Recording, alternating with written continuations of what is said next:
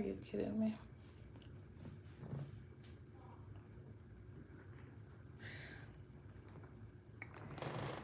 Hi, soccer legend. How are you doing? Welcome. How is your evening going?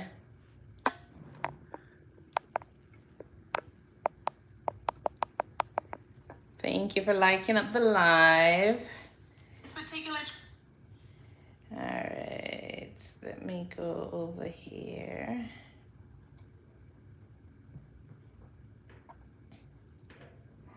All right, so I'm just starting up this live here.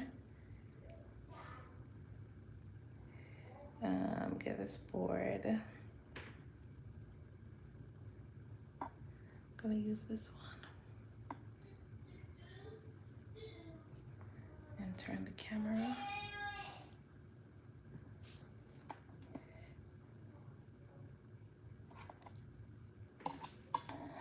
All right, so I'm trying to set up on TikTok here as well.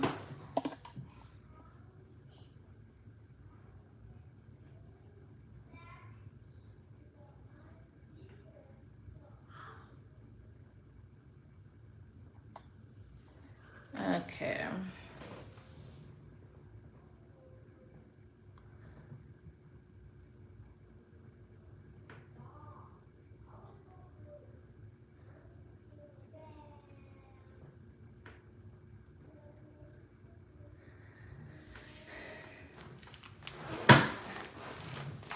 I'm still thinking about, okay.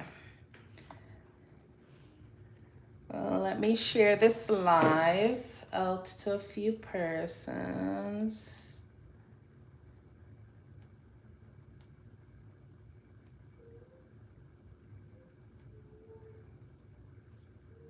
Okay. But I hope your day went well though. Mine wasn't so bad. Mine wasn't bad at all. I guess I have to keep on touching my screen in order for this thing to stay on. Oh man, that's a little bit annoying.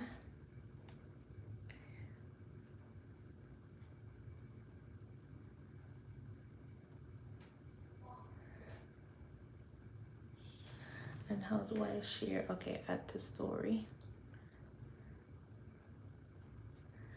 Hi, Karen, Karen D. Deep. Welcome, welcome, welcome. I'm wondering if I should have taken off this thing. Thank you guys for tuning in. How are you guys doing? All right, so I'm trying to get this set up the best way possible. All right. I will try to tap up the live. We're trying to see if we can hit a daily goal of 100,000 likes. All right, the more likes we have, the more it go out into the world for other persons to see. All right, and be a part of the page for a study session. So feel free to go ahead and tap up your live. Remember your daily heart meals as well. All right, I put those at the side because I tend to not be able to remember, and if I don't get, like, you know, you guys to send the go popular, tap up the live, things like those, do your daily heart me, it's like I'm not building on my page. All right, and I need more persons to come over and be a part of the study session. Hi Beth Graham, how are you doing? All right, so that's just it. So we're gonna do something a little bit different tonight with the questions. We're gonna try to see if we can challenge ourselves a little bit more. All right, with the questions, I have a mixture of questions there, so we'll see how that goes. All right, let me send this out. But if you're new here, I'm Stacy. I'm a nurse. All right, I do host calls. Let me touch this before it goes off.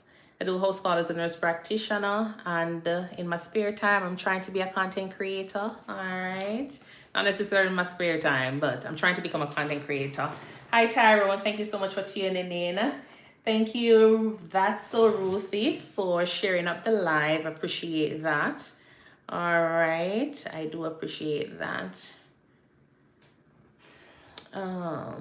Let me share this again to some more persons. Yeah, so Trying to share it up. Some more persons. Eventually persons will come along. But the more the merrier, right? Yeah. All right. So if you're joining us for the first time, if you don't mind, just go ahead and put a heart or say hello in the chat. That would be nice. All right. Cupcake, welcome. Pork and beer, welcome, welcome. All right. I remember as I say, do your daily heart meals, claim your daily heart meals. Especially if you're making content, you definitely need that, all right? It doesn't make sense to send the daily heart meals and you're not claiming your points, because I can't claim it for you. All right, so at least do that for your page as well. Claim your points. Tiana, welcome, or Tiana with a sad face. Thank you. Nice, nice for that heart me. All right, 7 o'clock on the dot. All right, so this section is like a bit of a fire section, you know, challenge ourselves to try to do it as fast as we can. All right, so we'll put the word or answers in the comment box as usual. And as I say, if you missed the live or if you want the full length of the live streams that we've been doing, feel free to go over to YouTube and subscribe to my page over there at ThinkNursing. It's one word, the same handle. All right, all my live streams are over there. Cardiovascular, we have done endocrine, neuro, we've done respiratory, GI, we've done a few, all right, plus some other mixtures. So definitely go over there and subscribe to the page and get your full length of your live streams along with other long form contents, all right? So let's get cracking. All right, so, oh goodness. Yeah, so this is the first one. Thank you for the gift, Ruthie. But anyways, the answer, I don't know how many persons saw that. 7 and 2 just means 9. Only 9 persons see it. All right. So the first question here.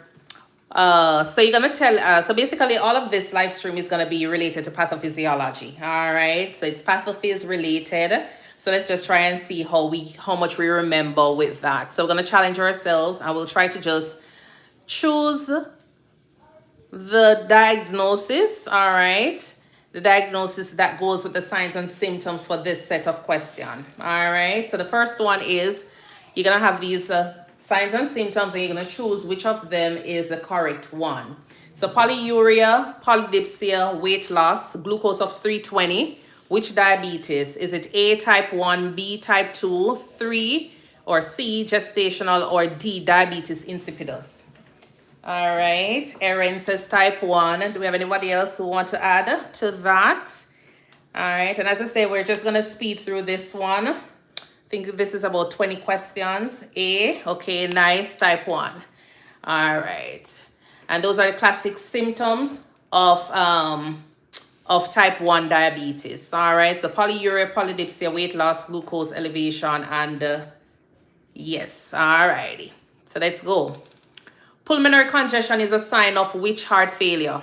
A, right-sided heart failure, B, left-sided, C, both, D, none. Pulmonary congestion is a sign of, Erin says right. Do you have anybody else? I should have a timer. That's the thing I never have. I need to get a timer.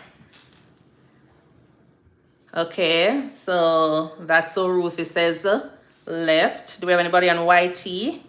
Akon says B, left, right? Okay. So pulmonary congestion is a sign of left-sided heart failure because you have the fluids backing up in the lungs. All right. So pulmonary congestion is a sign of left-sided heart failure.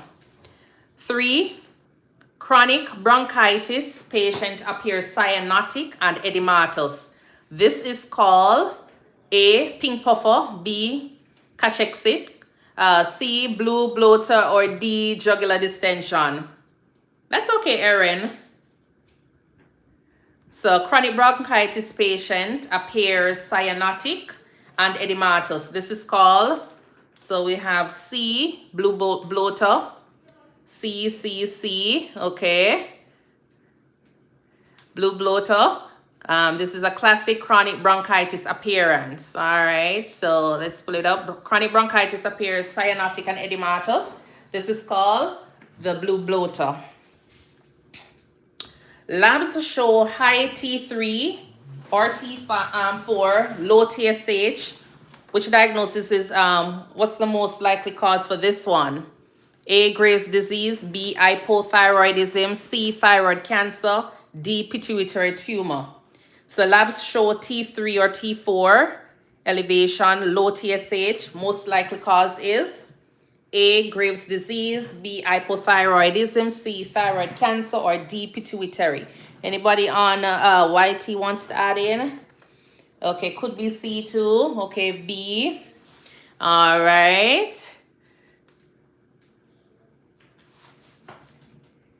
Anybody had said A? Uh-oh, where is my...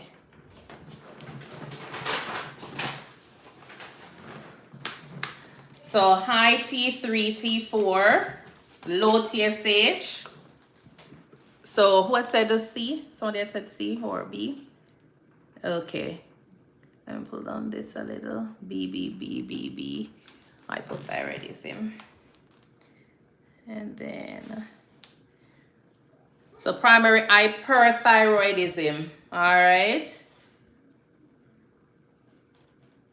Welcome in, Melissa. Uh-oh, I think the thing on the, how do I remove this thing? Oh, goodness. I want to remove the, is that something I can remove? Let me see, settings. Sorry, I'm trying to remove this thing that I was doing on the live here. Let's pull this down a little. Okay. All right, so that's a little bit better. All right, so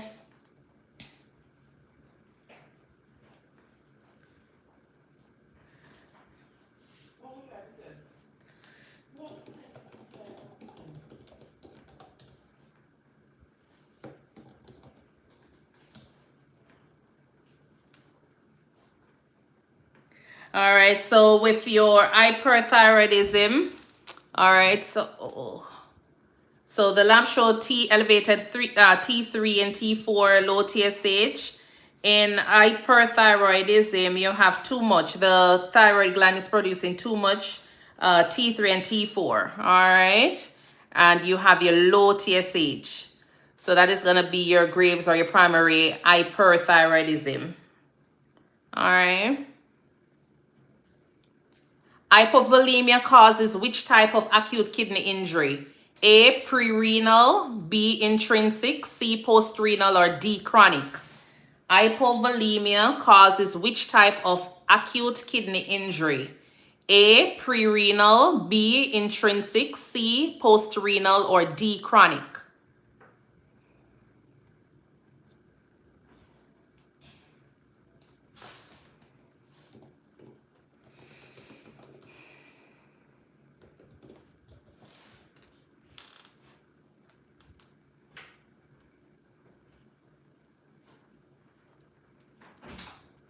All right, and just remember that the pre-renal is when you have what?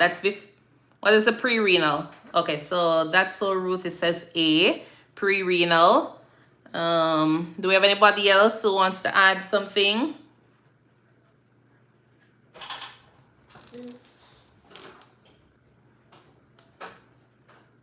And pre-renal is before.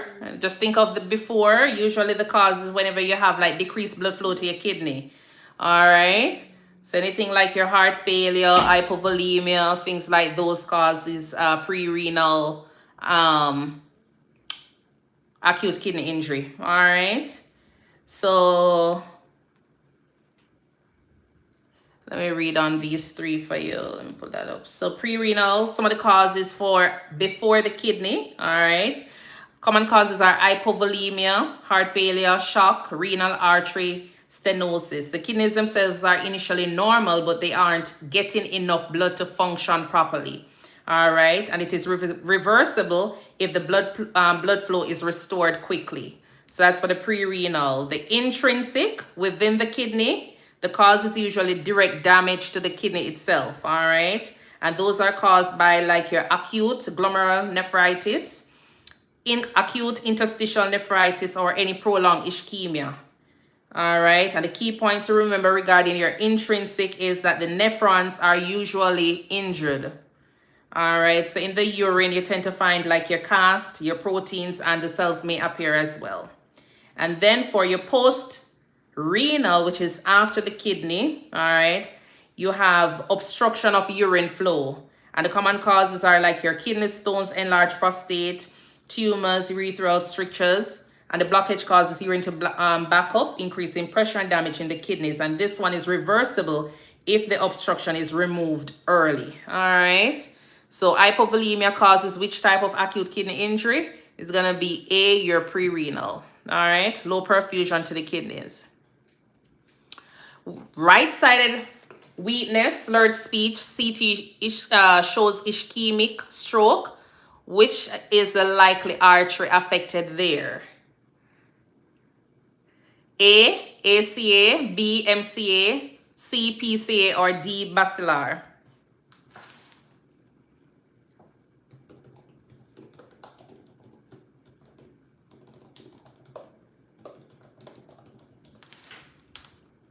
Now remember this this time it's just pathophys. We're doing pathophys.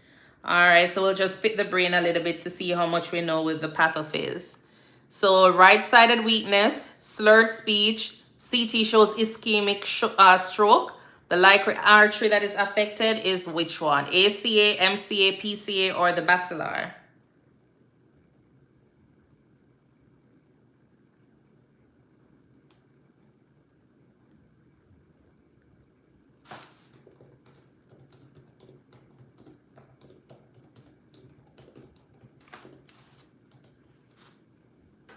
At least what? Oh. So Oscar is asking what we're doing. We're doing pathophysiology. So we're doing a lot of study questions regarding pathophys. So the ACA is the anterior cerebral artery. The M is the middle. The P is the posterior and bacillar artery. All right. So the answer for this one is going to be your MCA. This is the most common ischemic stroke artery. All right. So with your MCA, or let's start with the ACA. With the ACA, a lot of times they might have deficits that includes like, you know, the leg and the arm, especially the leg is a little bit more. Sensory loss in the lower limb, personality changes, urinary incontinence. All right. So just think about at the leg and the personality for your ACA. All right. Leg and personality is affected with the ACA. Your MCA, which is the middle cerebral artery, you have deficits on, like, you know, on the opposite side.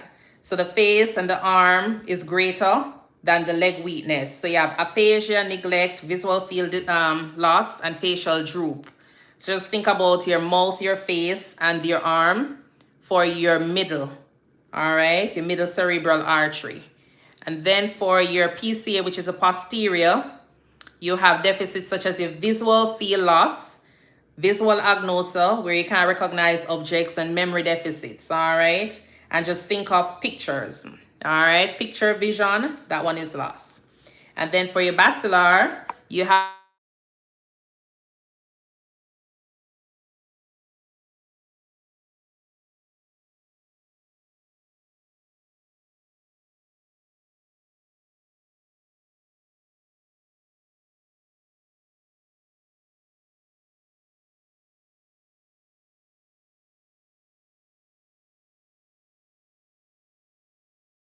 electrolytes.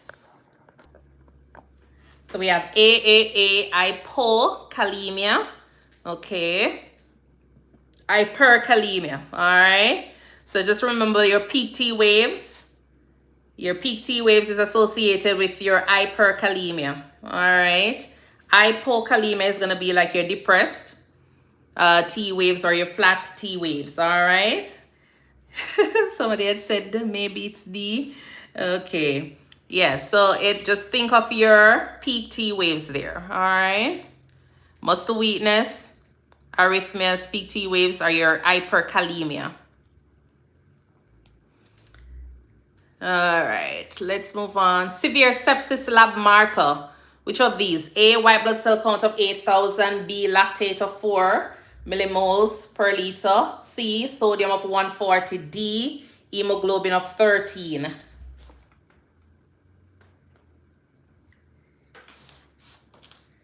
I see A, white blood cell count. B, lactate. Okay. Do we have anybody else?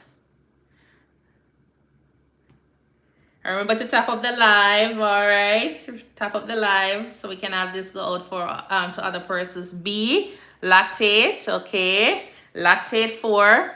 With the lactic acid, you have tissue hypoperfusion that is taking place, all right? So that is the sepsis marker. So definitely when you're getting your blood cultures at the hospital, if the doctor put in for your blood cultures, always go ahead and ask about your lactic acid as well, all right?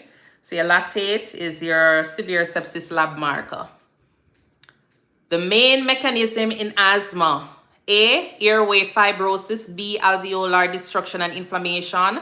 C, bronchoconstriction and inflammation. Or D, pulmonary embolism.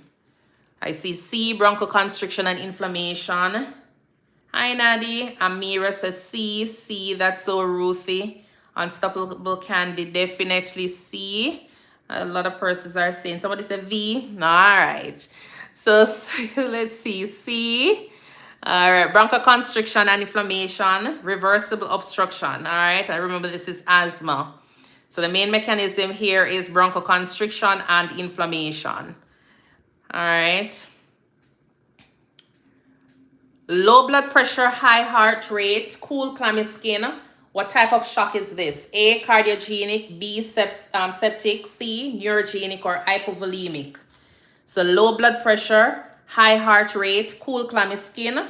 What type of shock are we dealing with? A, cardiogenic. C, B, sepsis. C, neurogenic. Or D, hypovolemic. I see D, hypovolemic. Do we have any? So 3 persons says D. Okay, let's see. Low perfusion from volume loss causes hypovolemic. So low blood pressure, high heart rate, cool, clammy skin. The type of shock is your hypovolemic, all right? Jaundice, dark urine, pale stools, likely cause. A, hemolysis. B, renal failure. C, hyperthyroidism. D, hepatitis. So jaundice, dark urine, pale stools, the likely cause. A, hemolysis. B, renal failure. C, hyperthyroidism. D, hepatitis. Okay, so we have D, hepatitis. Okay. Impaired bilirubin metabolism is taking place there. So you have your dark urine, jaundice, pale stool. The likely cause is hepatitis. All right. Sudden unilateral chest pain and dyspnea after trauma. What type is this? A, tension pneumothorax. B, spontaneous pneumothorax. C, hemothorax. Or D, pleural effusion. Sudden unilateral chest pain and dyspnea after trauma. What type is this? Pleural effusion. C, hemothorax. C, hemothorax. All right, let's see what it is. And it's gonna be A, tension pneumothorax. It's life-threatening. All right, just look at it, the wording. You have your unilateral here. All right, so one side. All right, you have the tension being built up in. Pleural effusion, what would have been? Somebody said A. Oh, Taya says A. Hemothorax is your blood. All right, it's spontaneous. It's not you. Well, with the spontaneous pneumothorax. Well, most of the time you have the sudden. All right, because spontaneous pneumothorax can develop like over time. Because sometimes persons who smoke tend to develop that as well. All right, so something that can develop over a little time, doesn't necessarily need trauma. All right, tension pneumothorax. All right, just think of it. Just look at the signs or the symptoms. It's sudden unilateral chest pain and dyspnea after trauma. You think of this, the tension here. All right. Can you give an example of a cardiogenic shock?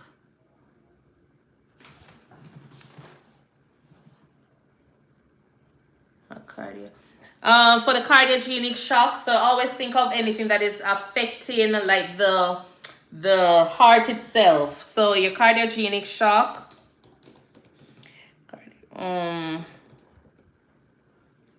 Hold on.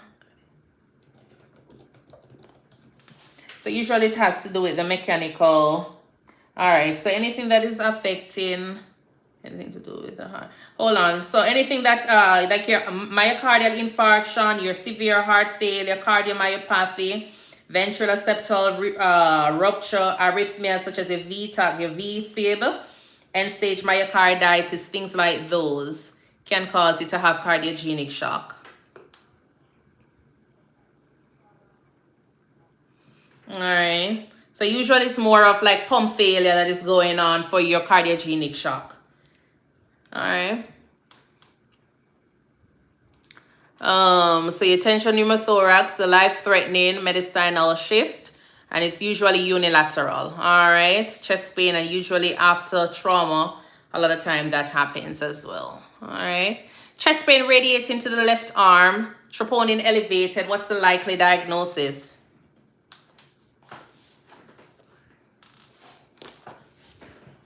A, angina. B, STEMI. C, NSTEMI. Or D, pericarditis.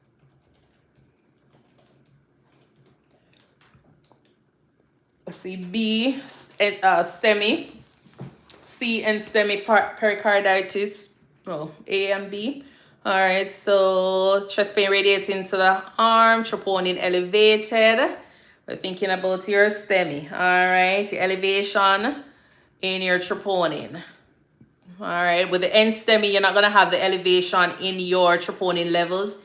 Hence why it's very, very important to make sure you get both your EKG and your blood work. All right, because you might have elevation on the EKG, but the lab might be normal. All right, or it's not elevated as yet. So both of them always go hand in hand, because that's how you're going to be able to differentiate between both. All right.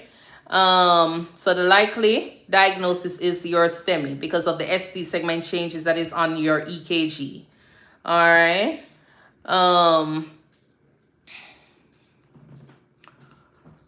You have fatigue, pallor, microcytic red blood cell. The most common cause: A, iron deficiency.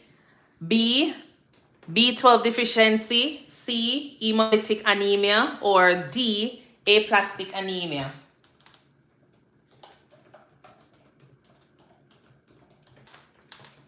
A, iron deficiency. Okay. Nice. So your iron deficiency, most common microcytic anemia. All right. B12 is B12 deficiency. All right. Hemolytic. What is happening in hemolytic anemia? Your red blood cells are being destroyed faster than how they are actually made. All right. So you think about your sickle cell patients. You have patients who have some autoimmune condition. All right. Some persons who have reaction like your transfusion reaction, definitely. All right. Rupture of the red blood cell, destruction of the red blood cell. All right. Nice. And your aplastic anemia, what causes that one?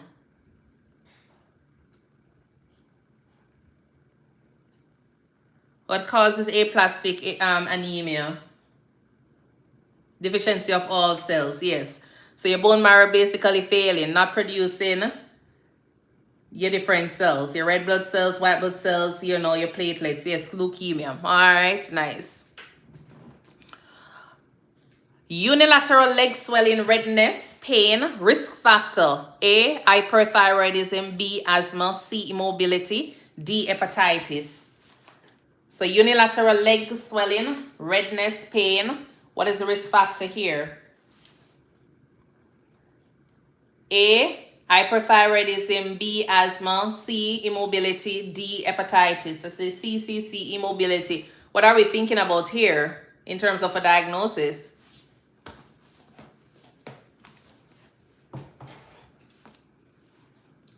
DVT, nice.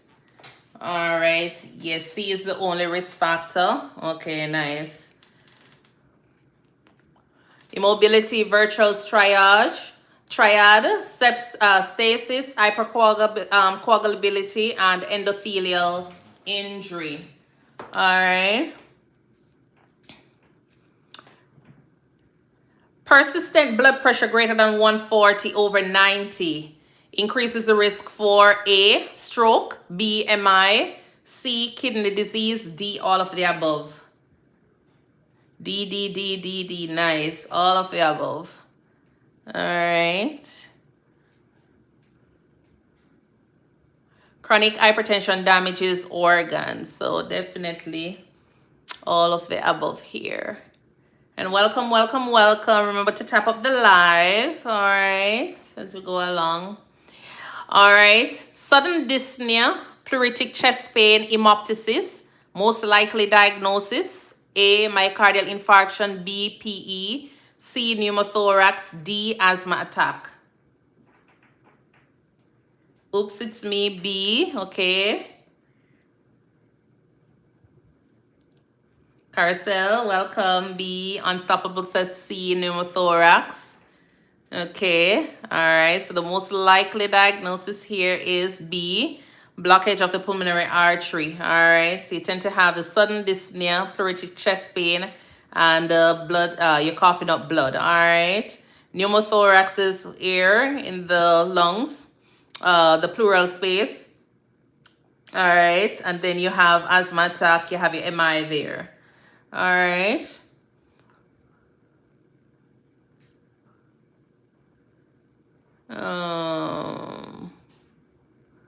Autoimmune attack of synovial joints leads to A, Urbidin nodes, B, gout, C, swan neck deformities, or D, osteoporosis.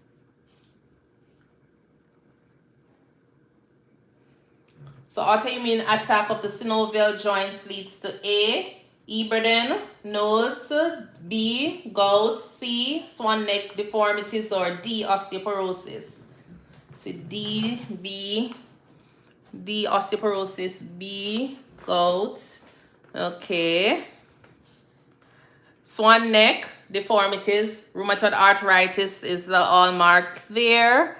All right, so autoimmune attack of the synovial joints leads to the swan neck deformities. All right, let's read on that a little.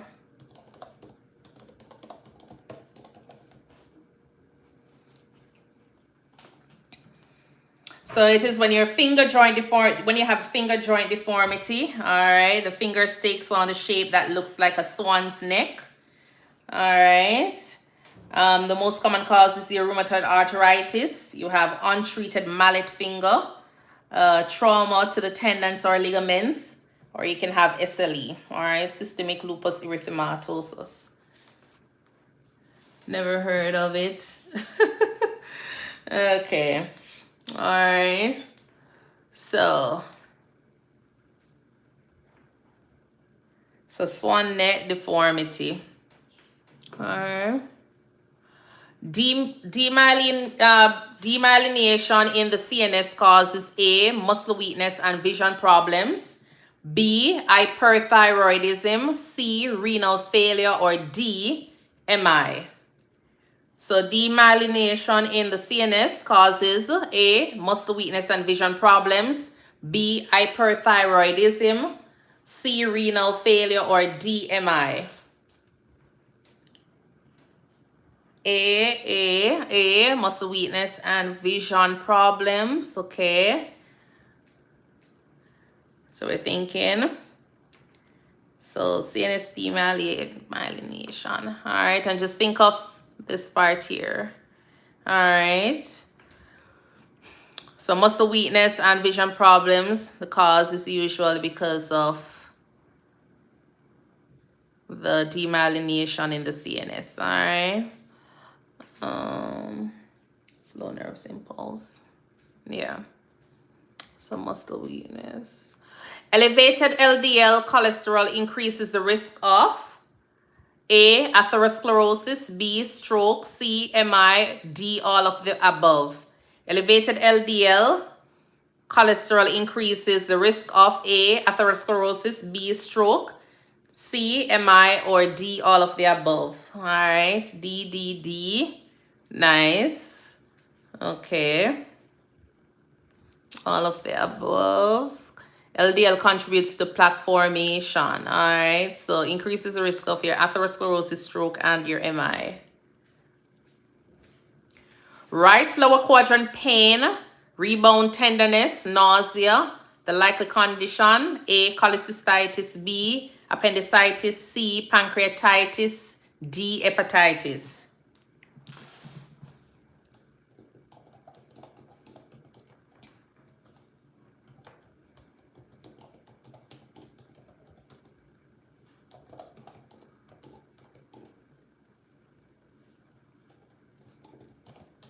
And we have B, appendicitis.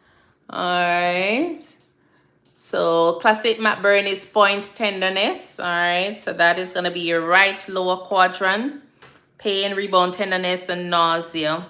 For your hepatitis, you have the inflammation of the liver often caused by any of the viruses, A through E, alcohol, or drugs. All right. And usually you tend to have your fatigue, malaise, jaundice, your dark color stool, urine, and your clay color stool. You tend to have right upper quadrant pain for your cholecystitis, for your hepatitis. All right. So right upper quadrant pain for your hepatitis. For pancreatitis, you tend to have left upper quadrant pain, or you can have epigastric pain radiating to the back. All right. So that's for your pancreatitis. So you have inflammation of your pancreas due to premature activation of the digestive enzymes. And the cause is usually like your gallstone, alcohol use, certain medications, trauma, infection. All right. And then we have your cholecystitis, which usually you have right upper quadrant pain. Epigastric too, yes. So you usually have your right upper quadrant pain radiating to the right shoulder. Pain is usually after a fatty meal. You have nausea, vomiting, bloating, and you have the Murphy sign. All right, the pain when pressing on the right upper quadrant during inspiration. All right, and that's for your cholecystitis. All right, so hepatitis have right upper quadrant, pancreatitis is left upper quadrant radiating to the back. Cholecystitis is your right upper quadrant radiating to your right shoulder. All right. Moon face, central obesity, purple striae. The cause: A, hypercortisolism, B, hypothyroidism, C, hyperaldosteronism, and D, Addison's disease. So moon face, central obesity, purple striae. The cause: A, hypercortisolism, B, hypothyroidism, C, hyperaldosteronism, and D, Addison's disease. See, AADA, so hypercortisolism, and D, Addison's disease. All right, so the answer is A. You have excessive cortisol. So you tend to have your moon face, central obesity, purple striae. All right, and it is caused by hypercortisolism. All right, let's look up your Addison's and your hyper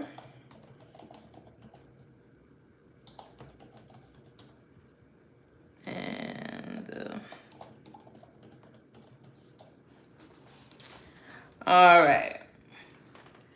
So your Addison's, usually you have underproduction of your cortisol and aldosterone by the adrenal cortex, and it is caused by your autoimmune destruction. That is most common. Tuberculosis or long-term steroid withdrawal. Okay. And then you have Cushing's syndrome. I can't see the question. Uh-oh, sorry. I'm gonna have to remove this thing. Okay, sorry. All right. And then you have your hyperaldosteronism. You have excess aldosterone secretion from the adrenal cortex. And the cause is usually by your adrenal tumor overactivity due to another condition. All right, and then you have your hypothyroidism, which is a decreased secretion of your thyroid hormones T3, T4, which slows your metabolism. All right. And that is usually caused by iodine deficiency, thyroidectomy, overtreatment of hyperthyroidism, or autoimmune Hashimoto's thyroiditis. All right.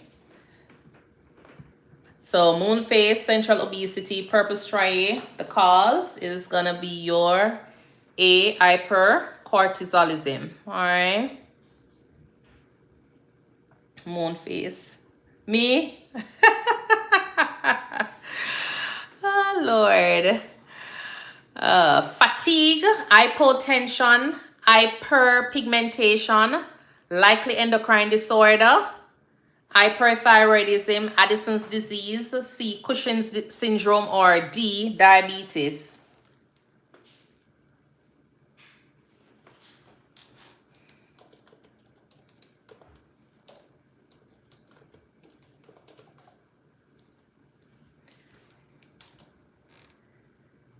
C, Addison's, Addison's B. Okay, B. So fatigue, hypotension, hyperpigmentation, Addison's disease, adrenal insufficiency. All right, so fatigue, hypotension, hyperpigmentation, likely endocrine disorder. What would be for Cushing's? What would have been some of the signs and symptoms for Cushing's syndrome?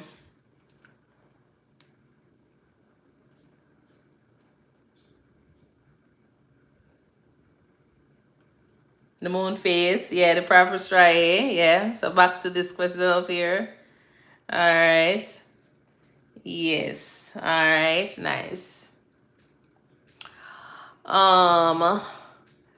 Fever, productive cough, crackles in the lungs, likely cause A, viral infection, B, bacterial infection, C, asthma, D, MI.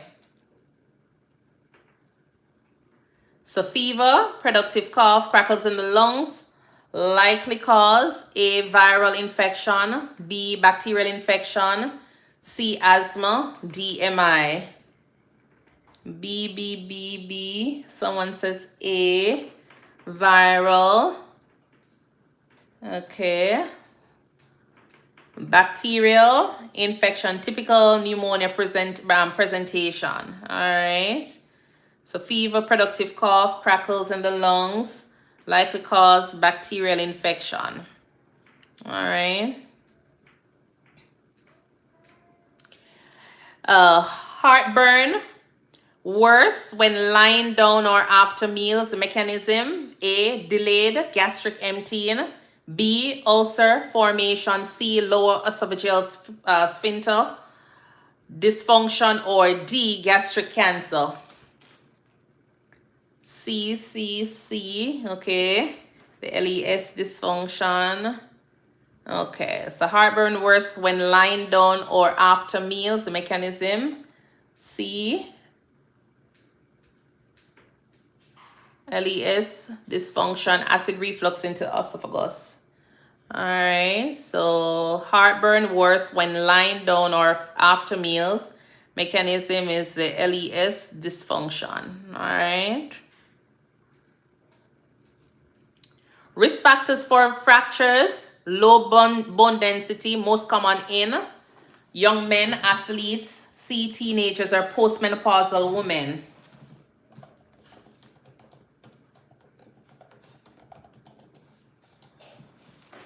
D. Okay, nice.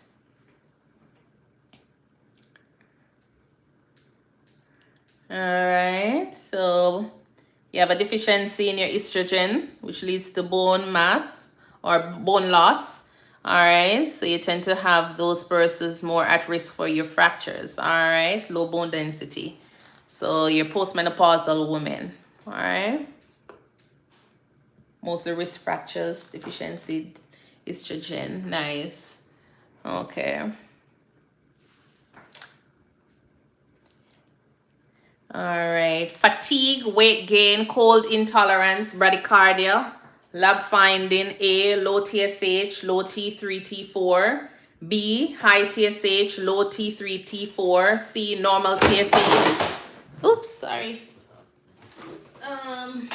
C, normal TSH. Or D, low TSH, high T3, T4. So fatigue, weight gain, cold intolerance, bradycardia, lab finding. So we have A, low TSH, low T3, 4. C1B, normal TSH. High TSH, low T3, T4. All right, what are we thinking in terms of the diagnosis?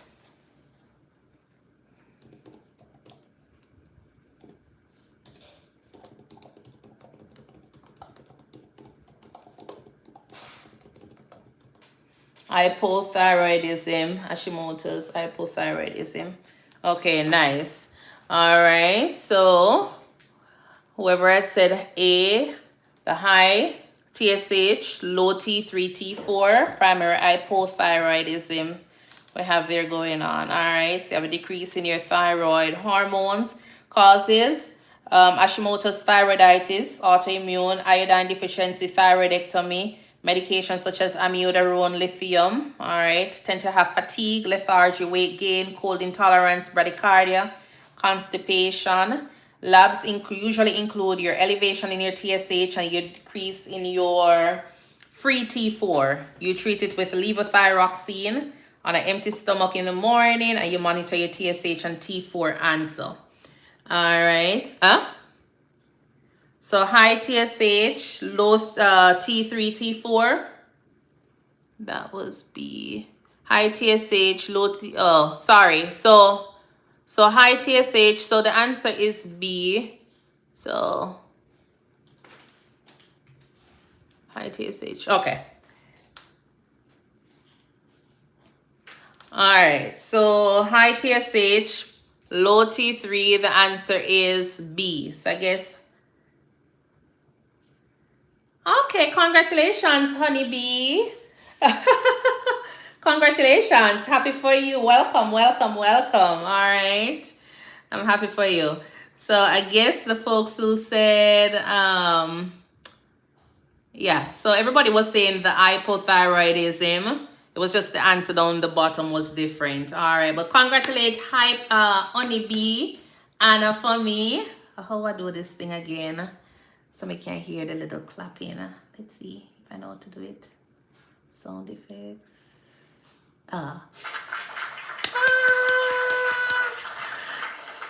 Yes, congratulations. Congratulations. All right. We're heading in the right direction. All right. And then for your hyperthyroidism, where you have your elevation in your thyroid hormones, you have causes such as Graves' disease, toxic multinodular goiter, thyroid adenoma, excess thyroid hormone, and you tend to have weight loss despite increased appetite, heat intolerance, tachycardia, nervousness. You have a low TSH, and you have high free T4, T3. Okay. Epigastric pain, that would be D. Oh, for the hyper, yes. Low TSH, T3, T4. If it was the hyper. Oh, I need to figure out how to remove this little thing here. We're trying to get this thing. Okay, sorry about that. All right. But this question is hypo. This question is hypo. So the answer is this, B. Oh, Brooklyn taking her exam in the morning. You're going to pass, Brooklyn. All right. You're going to pass. All right. And then the hyperthyroidism would have been this. All right. But with the weight loss, heat intolerance, there'll be tachycardic. All right. Instead. All right. Epigastric pain radiating to the back, elevated amylase lipase, the common cause, A, MI, B, hyperthyroidism, C, gallstones, or D, appendicitis. So epigastric pain radiating to the back, elevated amylase, lipase. Common cause is your CCC, gallstones. Okay, nice. All right. Gallstones, most common cause of acute pancreatitis. All right. And these are your pancreatic enzymes. All right. And they tend to have epigastric pain radiating to the back and the elevation in those enzymes there. All right. Chest pain greater than 20 minutes. ECG shows ST elevation. The immediate management is A, chest aspirin and nitroglycerin. B, oxygen and cardiac monitoring. C, beta blocker only. D, sent to the cath lab. So you have a patient with chest pain greater than 20 minutes. ECG shows ST segment elevation. The immediate management is A, aspirin and nitroglycerin. B, oxygen and cardiac monitoring. C, beta blocker only, or D, sent to the cath lab. A, nice. Remember your mono. Okay, nice. All right. So aspirin and nitroglycerin, immediate reperfusion and antiplatelet therapy is needed for this patient. All right. Eventually, they'll probably go to the cath lab. And as I say, when you see the answer with only, then that's definitely out. Cardiac monitoring and oxygen are definitely important. But for now, you want the immediate management is to make sure you do your aspirin and nitroglycerin to ensure that you have perfusion and antiplatelet therapy going there. Is 48 years old too old to switch to nursing profession? No, Megan, never too old. Okay, welcome to the profession. Remember to go ahead and follow. All right, remember to go ahead and follow and start prepping yourself from now. All right. All right. Low blood pressure. Oh God, this one, sorry. But low blood pressure, tachycardia, dry mucous membrane, the primary treatment, A, vasopressors only. B, antibiotics. C, oxygen fluid restriction. D, fluid resuscitation. We see the answer. It's fluid resuscitation, restore circulating volume. All right. Vasopressors will be needed, yes. All right, but not only. Antibiotics, it depends on if the patient is like, a sepsis patient, then definitely they will go ahead and start some antibiotic. Oxygen and fluid restriction. Oxygen, will be needed because you have a patient with low blood pressure, they're tachycardic. More than likely, they're not perfusing so well, so you need a little bit of oxygen. And fluid restriction is going to be, you definitely need to give them more fluid. You're not going to restrict because they have dry mucous membrane, which means that they are pretty dry, low on fluids. So you need to be giving them a lot of fluids. All right, so that one is out. All right, let's see how was that part? How was it? Let's tap up the live and see how far. Yeah, tap up the live. Remember your daily heart me. We'll take a 5 minutes. All right, we'll take a 5 minutes and share up the live. And we'll try to go and do some more pathophys question. All right. Remember to do your daily heart me. We're trying to see if we can get to, 100,000 likes. It's a lot, but remember to go ahead and tap up the live. I see 97 persons on the live here. All right. Good and challenging questions. Thank you, Carousel. Thank you so much. All right. I'm still working on, how we can do more study, like get more content, mix it up a little bit. So I'm trying out different things. So tell me how it's going and then from there. All right. And send your Go Popular, because Go Popular, I think Go Popular goes between 7 o'clock and 8 o'clock, something like that. And it helps with getting it on the FYP page. All right. So I want more persons to come over and hang out with us and study. All right. And this is not only for nursing students, okay? Other persons like nurses, feel free to send them over as well, because may I tell you, I'm learning as we go along. All right, so it's never too late for us to learn. All right, so let's stop up the live, share the live, send your Go Popular, and claim your daily heart me's. So the heart beside, your icon, that you're looking at, definitely go over to that side and click on that heart and claim your points afterward. All right. If you don't claim it, I can't claim it for you. So you need it on your page if you're building your page as well. Hi, Watchman. Welcome, welcome, welcome. All right. So we're up at 8,600. All right. So more cardio pathophys. All right. So what causes the swelling in the right-sided heart failure? So you're gonna go ahead and just put your 1 and 2 little words down below. I'm gonna type fast.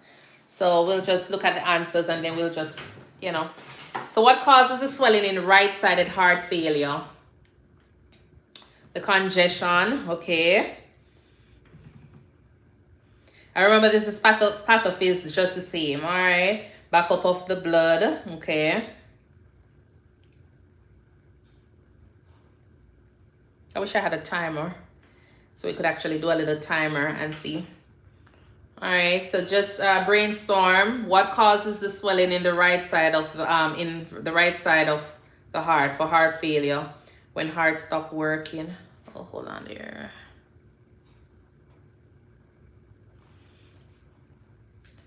Okay, so pressure pulmonary embolism. All right, so you have the blood being backed up into systemic circulation and you have fluid leaking into the tissue. Okay, so the right ventricle fails. You have venous congestion taking place leading to peripheral edema, ascites. All right, and that's in the right-sided heart failure. So you have the backup of the fluid into the systemic circulation, fluid leaking into the tissue. So the right ventricle fails. And you have venous congestion, peripheral edema, and ascites taking place there. All right. Fluid overload, definitely. All right. Why does left-sided heart failure causes shortness of breath? Why do you have shortness of breath in left-sided heart failure?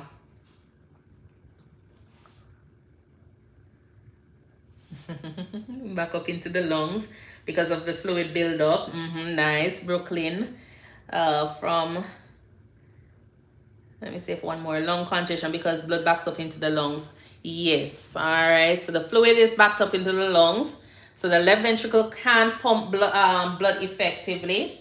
So you have pulmonary congestion leading to dyspnea. All right, fluid fill in the lungs. Too much fluid in the lungs, definitely. All right. What's the main cause of myocardial infarction? Air in the lungs. Air and blood in the lungs. Yes, it's backed up, Watchman. What's the main cause of a myocardial infarction? Ischemia, plaque in blood vessels.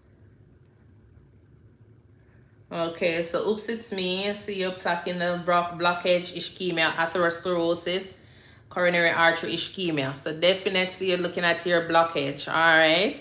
So your blockage of your coronary, of your blood flow, all right, of your coronary artery. So usually by your plaque, atherosclerotic plaque rupture, then you have your ischemia, and then you have your tissue death, all right? So you have to have that little obstruction there that is caused by either the plaque, whatever it is, necrosis, okay.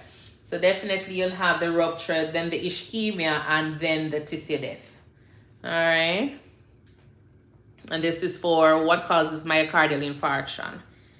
Can you do neuro disorders for advanced patho next session? Yeah, I can do some, but definitely check out the one that I posted. We did on the other night. We posted it on, or I posted it on YouTube. So go ahead and subscribe to my YouTube page and you'll see it labeled as neuro. All right, so there are some questions that are for neuro, GI, cardiovascular. So go over there and check those out in the meantime as well. All right.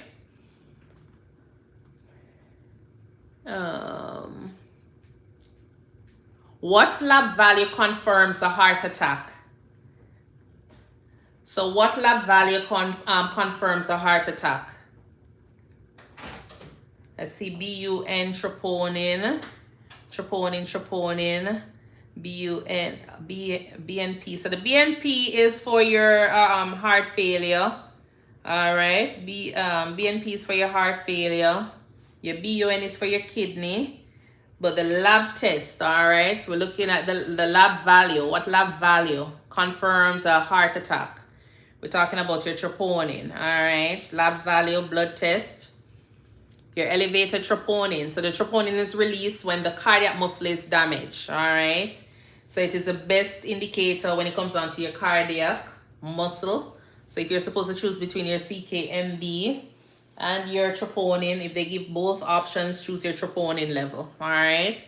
So the lab that confirms a heart attack is going to be your elevated troponin, because remember that you can have your CKMB being elevated because of other things like, you know, rhabdo, all right, where you have those muscle breakdown, it can be elevated there. But if you definitely want to confirm if it is a heart attack, your troponin is going to be the best indicator, all right?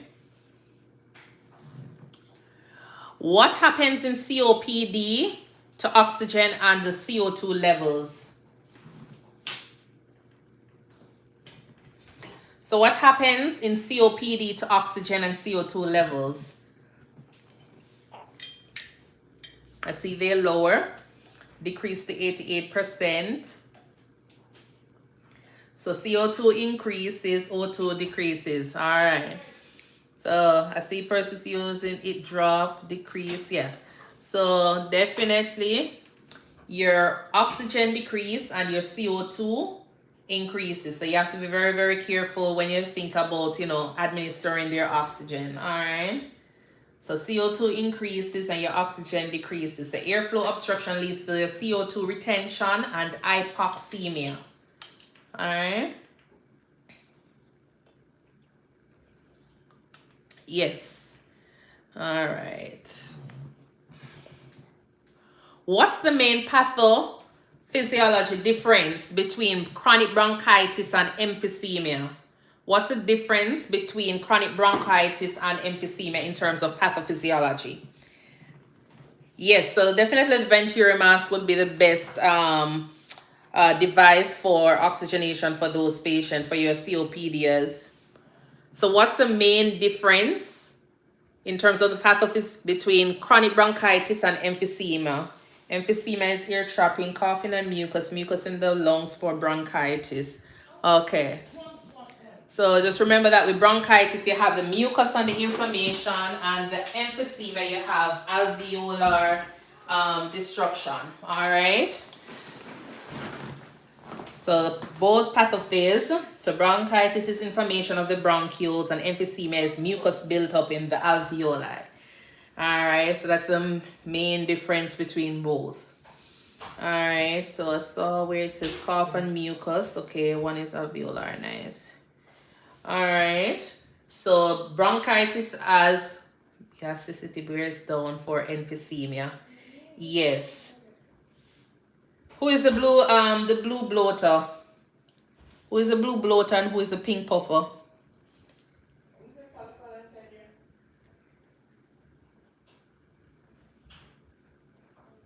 See, bronchitis blue and the pink puffer is emphysema. Nice, nice. All right, so both are under COPD but have distinct mechanism. All right, so this is in terms of their pathophys. All right. Why does pneumonia cause fever and productive cough? Why does pneumonia cause fever and a productive cough?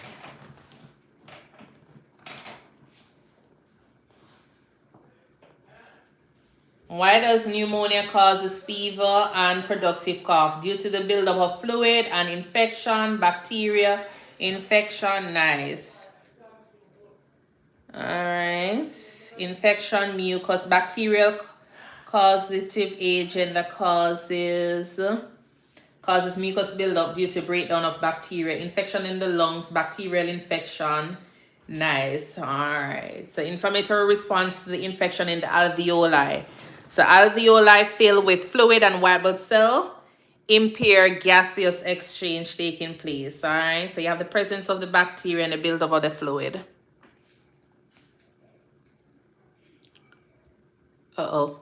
What hormone is deficient in diabetes insipidus? What hormone is deficient in diabetes insipidus?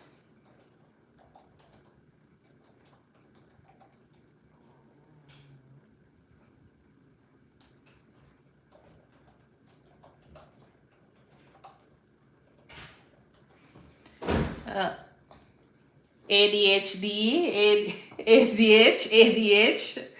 Okay, nice, nice. All right. That is also known as a vasopressin. Nice. All right. Antidiuretic.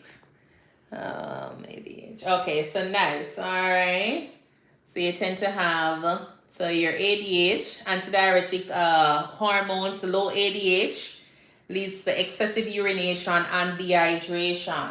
All right. So these patients tend to have the polyuria, polydipsia. All right, so the kidneys are not responding to the ADH.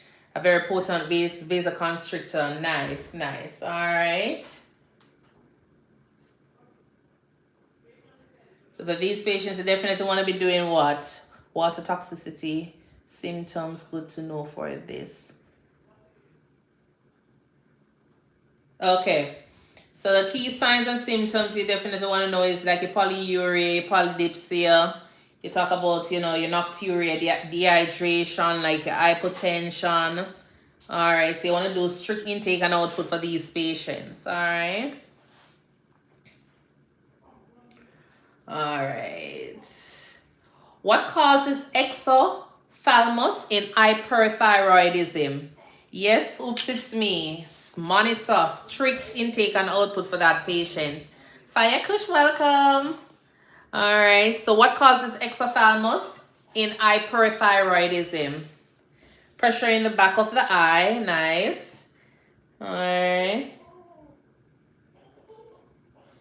Pressure in the back of the eye. And thank you guys for following and liking up the live. All right. Coffee. Too much coffee.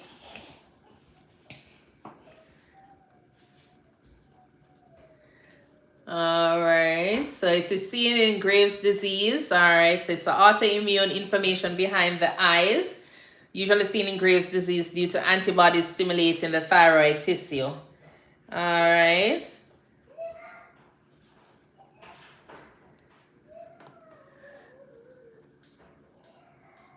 Why does Cushing syndrome cause moon face and weight gain? Why do you have the weight gain and the moon face in Cushing syndrome? Remember the pathophysiology. High cortisol, okay. Levels, high cortisol levels, yes, lead innovation. All right, do we have anybody else with anything else to add to this one? Excessive cortisol, high cortisol, yes, increased cortisol leads to high sugar and hyperglycemia.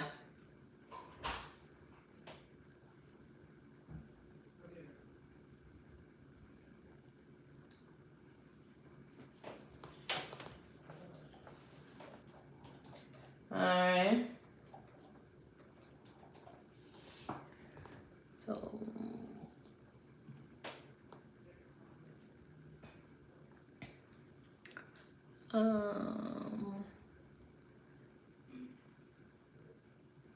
So you have excessive cortisol. All right. So cortisol causes fluid retention and fat It's a question. Is cortisol causes fluid retention and fat redistribution? Yes. Increased cortisol leads to high sugar levels or hyperglycemia as well. All right. Because remember, you have cortisol that helps with the stimulation of glucogenesis there. So you tend to have and you remember you have the liver making new glucose as well. All right. So you tend to have that that being affected. So you tend to have your increase in your glucose because of the cortisol effects on the liver. All right. Increased cortisol. Okay. Yes. Glucogenesis in the liver. Mm-hmm. All right. What causes symptoms in Parkinson's disease? What causes symptoms in Parkinson's disease?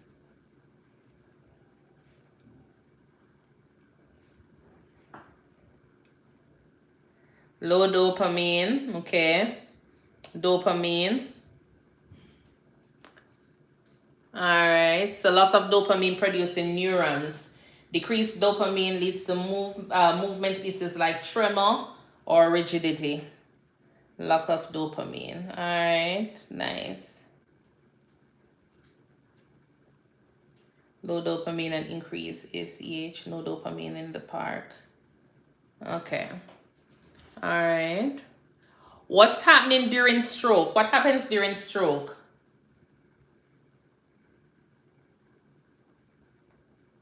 What is happening during stroke?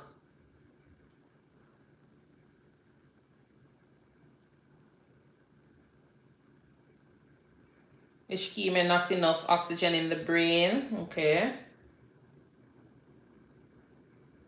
Brain cell death due to lack of blood. There is a blockage in the blood vessel that carries O2 to the brain. Brain clot. Okay, rupture. Blockage of a vessel in the brain. Not enough oxygen to the brain. Decreased blood flow. Numbness. Brain locking. Tissue death by ischemia. Hypoxia. Okay, nice.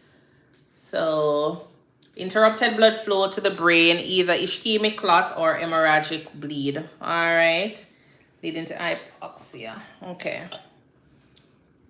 So, what's happening during a stroke? Interruption in the blood flow to the brain, either ischemic or hemorrhagic.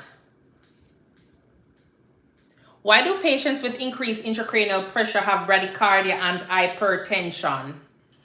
Why do patients with increased intracranial pressure have bradycardia and hypertension?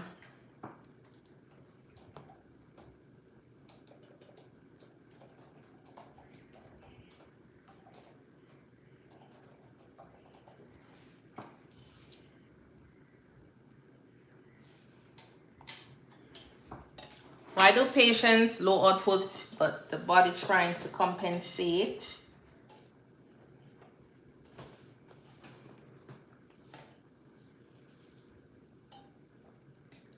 What is happening during when you have increased intracranial pressure?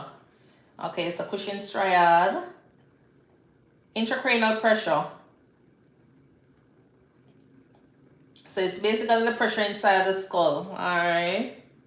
Too much pressure in the brain. Okay, that is caused by the brain tissue. You have your spinal fluid, the CSF. Alright, and you also have blood. So too much pressure on the brain. Okay.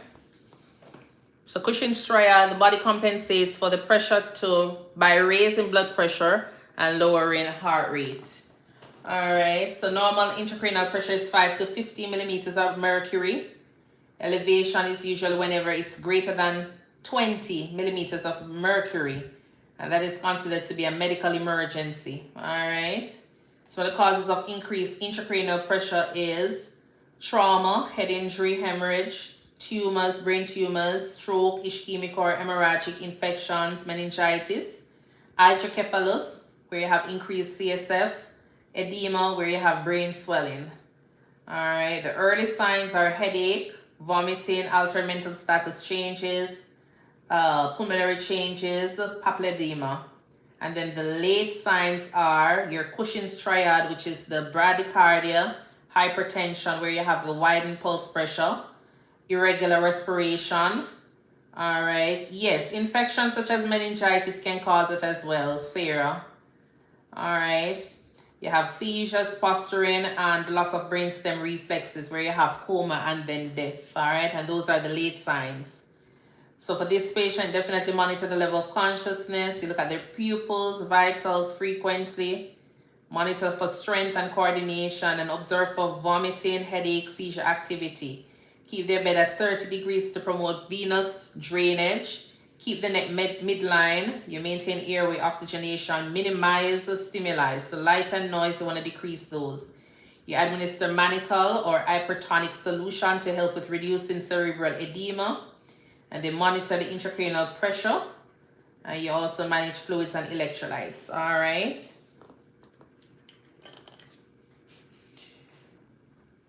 I think somebody had said on one of the live, vomit. VOMIT is the mnemonic for early intracranial pressure signs. So V is for vomiting, O ocular changes, M for mental status altered, I for increased blood pressure, and T for temperature changes. All right.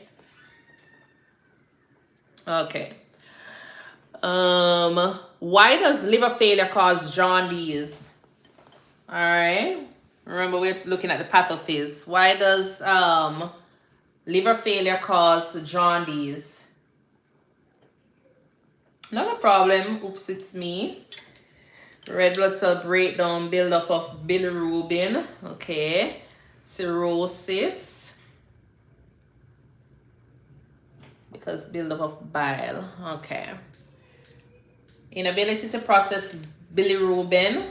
So you have damaged hepatocytes, bilirubin buildup. You have yellowing of the skin and the eyes. All right. Increased red blood cell from the cell breakdown. Red blood cell breakdown. Okay, yes.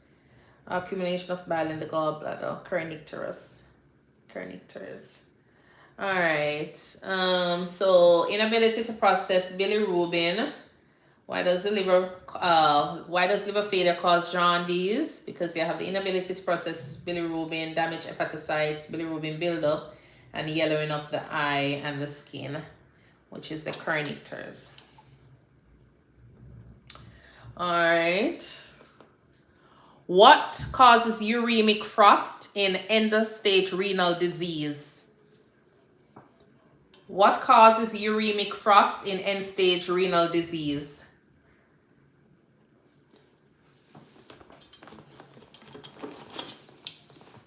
Uric acid, lactic acid.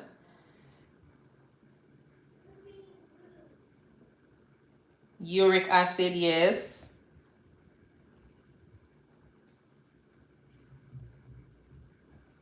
Okay, yes, so the uric acid.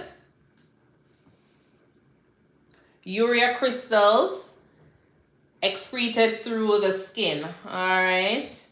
Kidneys fail to eliminate urea excreted via sweat glands. All right. Some type of acid or acid man. They become uremic. All right. So urea crystals excreted through the skin. All right. So for end stage, so most of the time when you see these patients, you know that definitely you need to get them on, get them dialyzed. All right. They have too much uremia, or if they have the uremic frost, you definitely want to get these patients dialysis done ASAP. All right. Why does pancreatitis cause hypocalcemia? Why does pancreatitis cause hypocalcemia?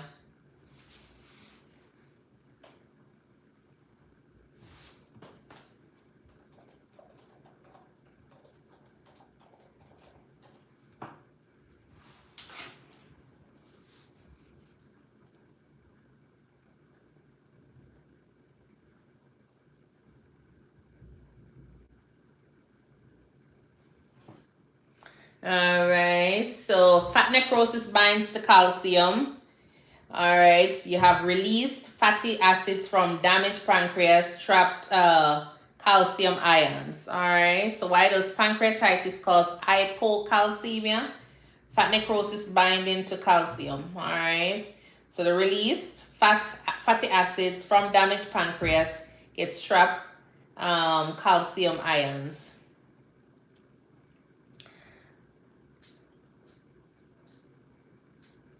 All right.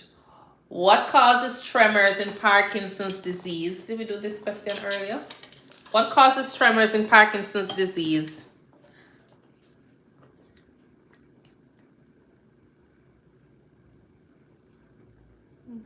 Yeah, we did it. So lack of dopamine, damaged nerves, low dopamine. Okay. Dopamine deficiency in the basal ganglia. All right. Dopamine imbalance leads to loss of smooth muscle coordination. So decrease in your dopamine, lack of control of muscle movement. Nice. All right. And this is for your Parkinson's disease with the tremors. All right. What is the main cause of hemorrhagic stroke? What is the main cause of hemorrhagic stroke?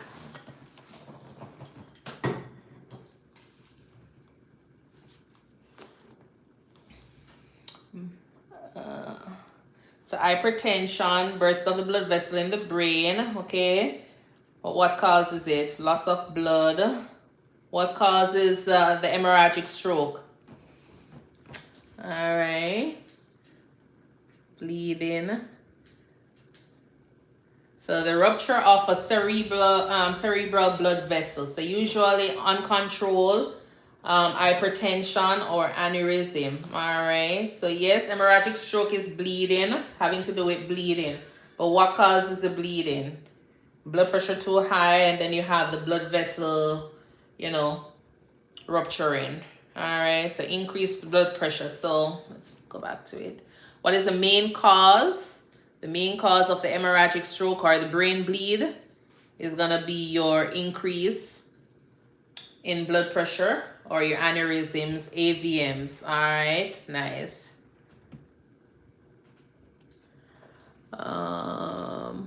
What happens to pupils in increased intracranial pressure? What happens to the pupils in increased intracranial pressure? They constrict. Dilate, oops, it's me, dilate, fixed. Okay. So they become unequal or sluggish to react. All right. So depending on the stage at which you're at, all right, then you will know. So depending on the stage, if it is severe or if it is mild or early, then from there you'll see the difference in terms of with the pupils. All right, so early, sometimes you might have sluggish reaction. All right, early you might have sluggish reaction with the lights, with the eyes, and then as you go along, then it might just change. All right. The perla is not intact. No. So that's why it's good to make sure you open the eyes when you have your patients, when they're sleeping or if they're sleeping. Make sure you open their eyes and shine the light and look at the reaction. All right. Pupils are not equal and reactive. Pupils are not equal and reactive to light and perla. Yeah. All right, so they become unequal or sluggish to react. Pressure compresses cranial nerves controlling pupil response. All right, so pupils increase. What happens to pupils in increased intracranial pressure? Yeah, well, yeah, definitely. Wake them up if they are able to wake. Well, most of the time, if their pressure is so, high, if they have increased intracranial pressure, and it's high, sometimes they'll probably just be sleeping, well, because of not necessarily because they want to sleep, but because of the pressure being too high. They have changes in their mental status, so sometimes they just be lying there and you're thinking that they're sleeping. So that's why you have to make sure you're doing your frequent neuro checks on these patients, because you might feel as though they're sleeping, but their increased intracranial pressure is just getting worse. All right, so make sure you go over and do your checks. So even if they're sleeping, wake them up, do your checks, and then from there, all right, still shine your light in their eye. It might annoy them, but definitely you want to go ahead and check on that. All right.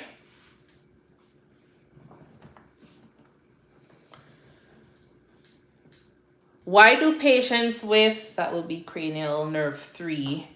What's cranial nerve number 3? What's cranial nerve number 3? Oops, it's me. Oh, to touch and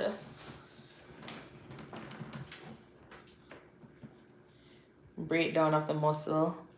Oculomotor demyelin. Oh, yes, nice. Oculomotor. All right. So why do patients with multiple sclerosis experience weakness? Oh, breakdown of the muscle. I see you, Alyssa. I see you there.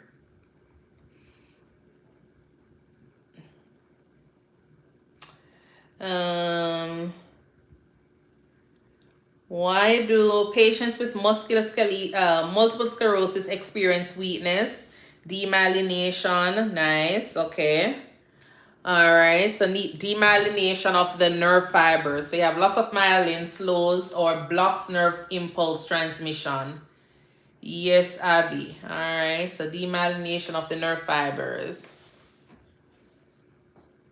Why do patients with multiple sclerosis experience the weakness? All right.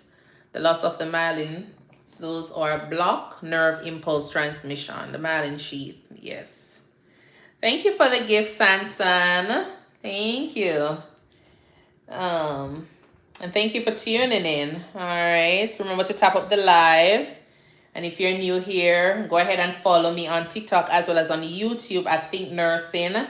All my live streams are posted over there. There's one folder specifically for all the live streams that we've done on TikTok that are related to NCLEX studying. So if that's what you're interested in, then feel free, but check out the other contents on the page as well. All right.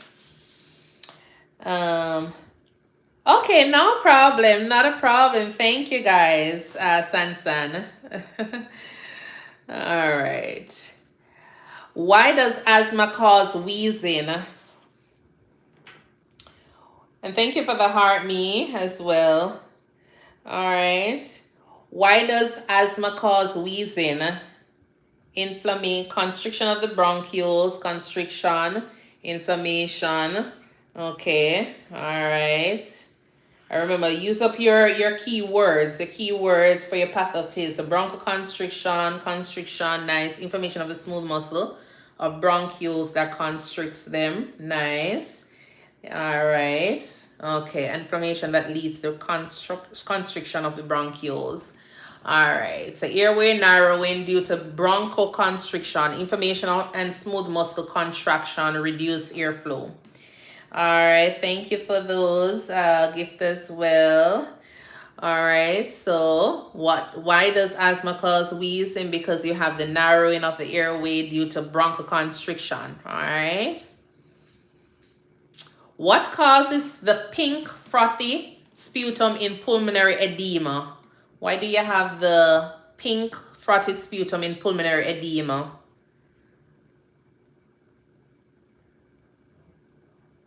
Back of puff blood, nice. Left-sided heart failure.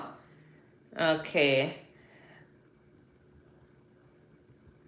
Left-sided heart failure, blood. Okay, left-sided heart failure. What causes the... All right.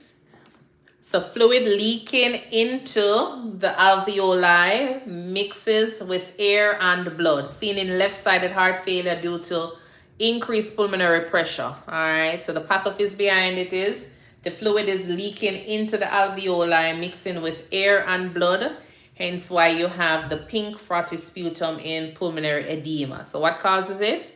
The fluid leaking in the alveoli. All right. Yes. So it is seen in left-sided heart failure. It's due to the increase in pulmonary pressure. What happens to alveoli in acute respiratory distress syndrome? So what happens to the alveoli in ARDS? ARDS. Thank you, Sansan, for the gifts. Really appreciate it. I had one, what I had in my gift gallery. I think I had a perfume in my gift gallery. So I think you're adding a lot of things to my gift gallery. Thank you. All right. So what happens to the alveoli in ARDS? Collapse. Nice. Nice, Pawn. Abby. Yes. All right.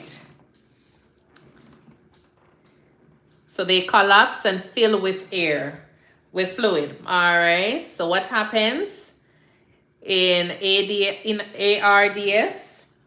Acute respiratory distress syndrome, you have the collapse, they collapse and fill with air, fluid. So increased permeability of the alveolar capillary membrane leads to poor gaseous exchange. All right, the alveoli is damaged due to buildup of fluid due to lack of surfactant.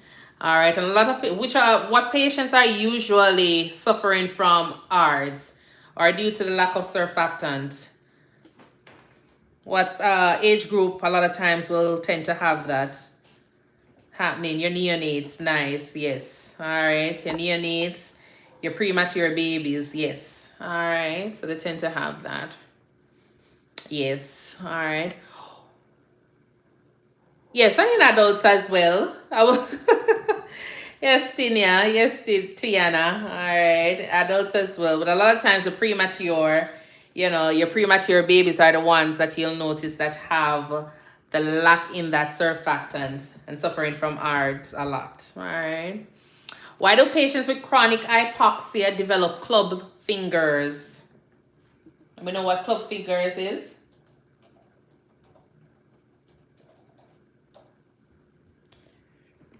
Lack of oxygen. Okay. Why do patients with chronic hypoxia develop club fingers?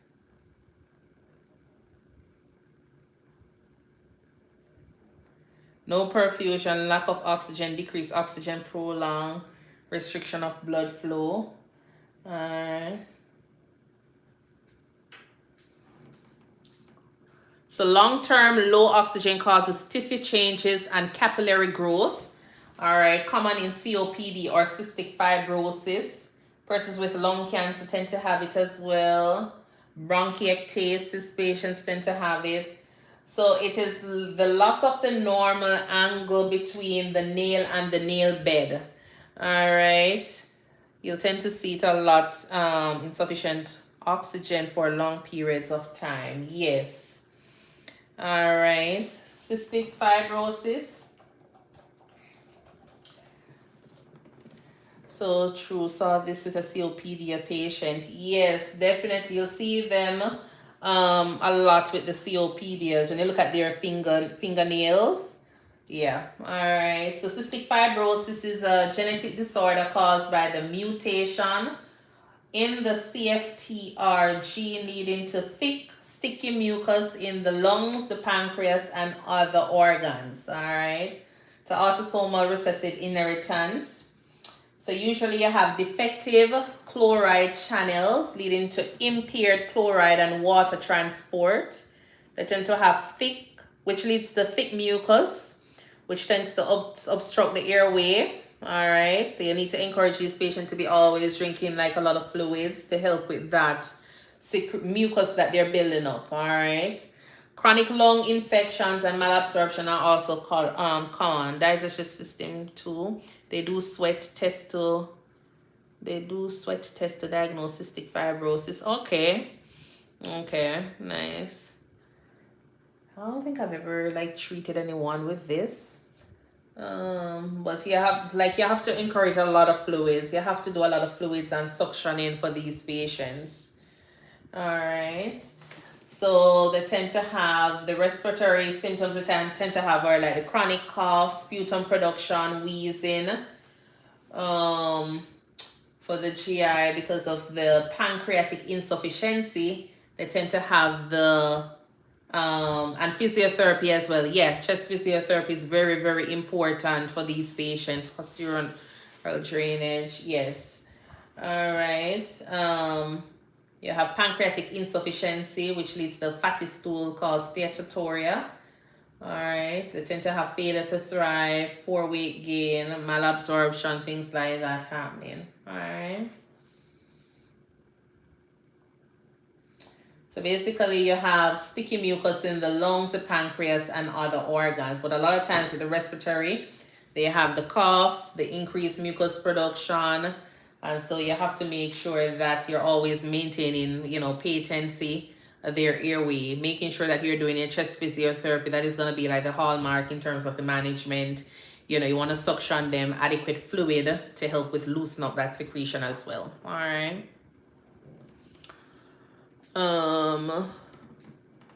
Why does diabetes cause polyuria? Why does diabetes mellitus cause polyuria?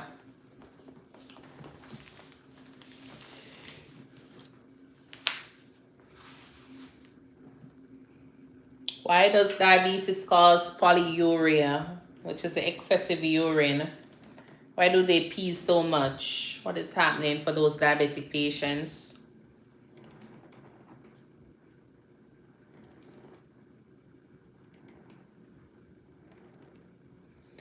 Damage to the renal nerves.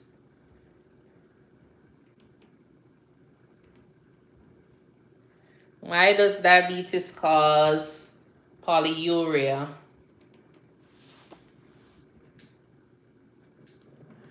Alright, what do we know about the why them sugar high? Yes. What is the pathophys behind it? Because of the excess fluid, the excess glucose pulls water into urine. Alright, so osmotic diuresis due to high blood sugar. Alright, so because they have so much sugar on board,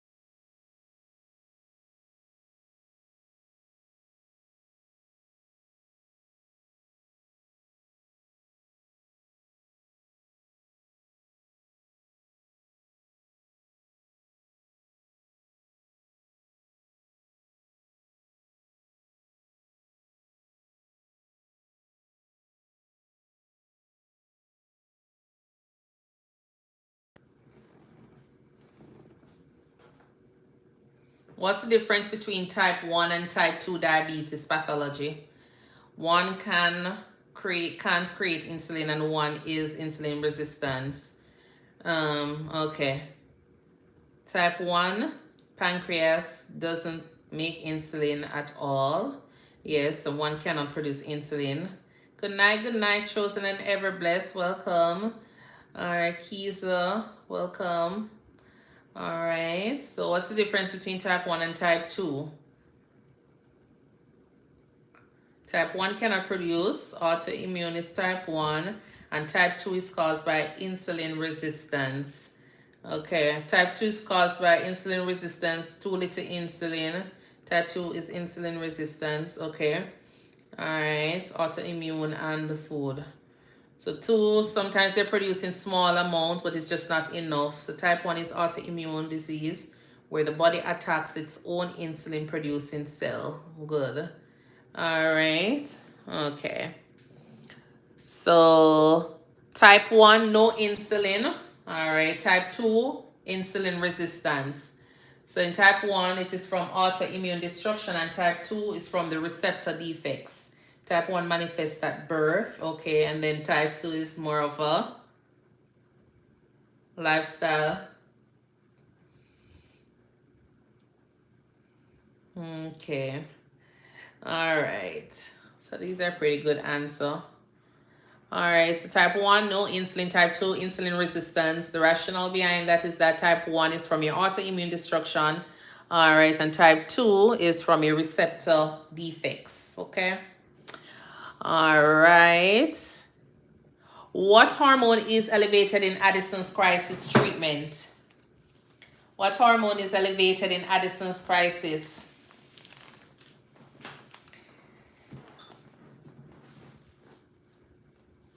Potassium, aldosterone, okay.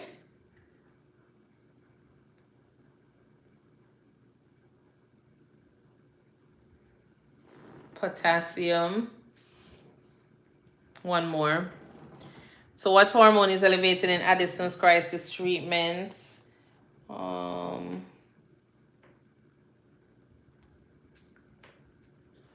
Cortisol. Cortisol, given as hydrocortisone. Okay. Nay, nonchalant. Okay. Brooklyn, Brian.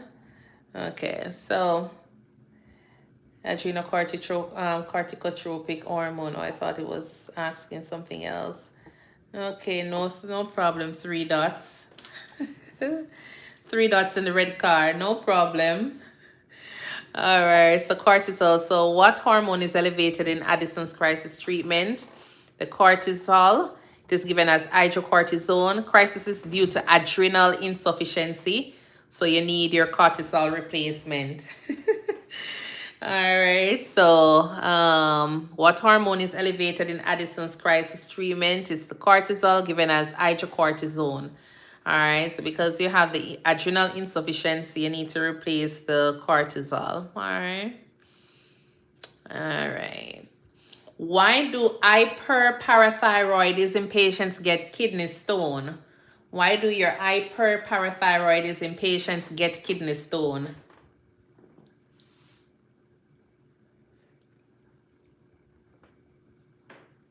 Remember to tap up the live as well, okay? All right, so we have excessive calcium. Calcium is high, nice. Power 1 says low calcium, too much calcium. Impaired kidney function, okay. So definitely excess calcium in the blood. All right, leads to your kidney stones. All right, so increase the parathyroid hormone causes resorption, leading to hypercalcemia and the stones. All right, so let's pull up by the questions. Why do hyperparathyroidism patients get kidney stone? Because you have too much calcium. All right, you have excessive amount of calcium in the blood. Then if you remove it, you gotta worry about hypocalcemia. I tell you, it can be that's your vitamin D is low too. Okay, okay. So I do. Okay, so step a chef, so the calcium do not absorb. Okay, and it stay in the blood. Okay, okay. So the part, so it can be because of the excess. It stay in the blood. I'm a dietitian. Okay, not a problem. Not a problem. All right, so you have excessive calcium in the blood. All right, increased parathyroid hormone causes resorption, leading to hypercalcemia and stones, as well as, you know, you can also be low on your vitamin D as well. All right. All right. And then why does anemia causes fatigue? Why do you have a patients with anemia having fatigue?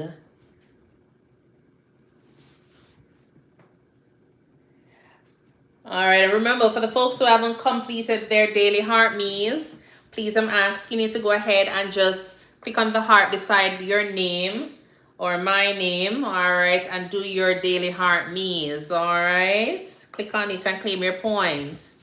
So we have your low blood count, your low blood iron, abdominal, well, low oxygen because not enough oxygen, hemoglobin, because micronutrients are lost with fluids out of the organs and cells. Slowly. Okay. All right. So think the pathophysiology. Why does anemia cause fatigue? All right. So you have the decrease in your oxygen to the being delivered to your tissues. Reduced hemoglobin leads to oxygen. And yes. All right. So you have decreased oxygen delivered to the tissues. So low hemoglobin leads to less oxygen and you tend to feel tired or just fatigue. All right. Because micronutrients are lost with fluids out of the organs and cells. Decrease oxygen. Yes. So your low hemoglobin, decreased oxygen, you tend to become tired. All right. They are circling the drain. Okay. All right. Thank you for the gift, Brooklyn. Thank you. All right. What causes sickling of red blood cells in sickle cell disease? Think the pathophysiology. So why do you have the sickling of the cells in sickle cell disease? All right. Why do you have sickling of the cell in sickle cell disease? Low hemoglobin, yes, because iron needs vitamin C to be absorbed. Okay, genetic mutation. All right, think about the pathophysiology. What is happening with the red blood cell in sickle cell disease? The shape of the cells is sickle, which clogs the blood vessels and cause low transport of the red blood cell for hemoglobin. The nature of the hemoglobin. Nice. Low oxygen. Okay. All right. A genetic mutation in the cell that creates hemoglobin. There's sickle and blood, definitely. The oxygen isn't getting into the red blood cell, yes. Okay. All right. So in sickle cell anemia, you have low oxygen levels is causing that. All right. So they become deformed under hypoxic stress, hence why they have the shape of the sickle, all right, or that little C shape. All right, so they're not getting enough oxygen, so they become sickle shape. I couldn't remember the patho. All right, well, now we know. So low oxygen. All right, so you have hemoglobin S deforms under hypoxic stress and then leading to the sickle shape. All right, so for these patients, you need to give them a lot of fluids to help with flushing or, flushing those sickle cells so they don't get the ACS, acute chest syndrome, or help with the pain itself. All right. Hypoxic stress. What is hypoxic stress? So low oxygen stress. What is hypoxic stress? What happens when you have hypoxic stress?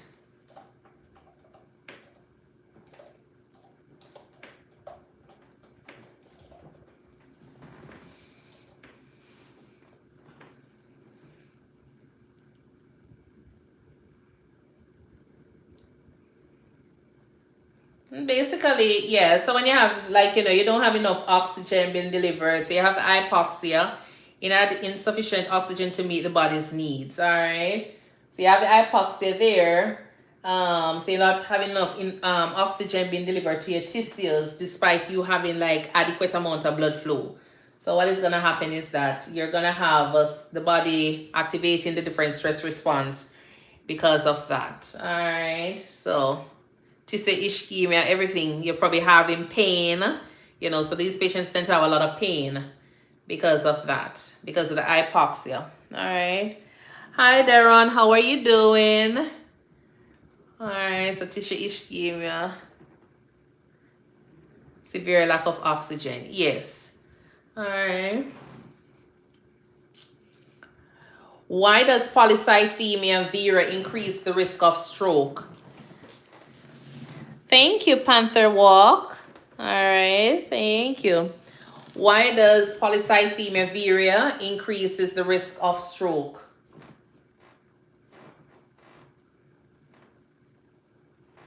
I ain't never heard of that one.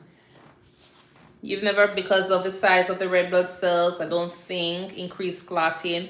What is happening in polycythemia vera? Too much red blood cells? Yes, you have too much red blood cells there.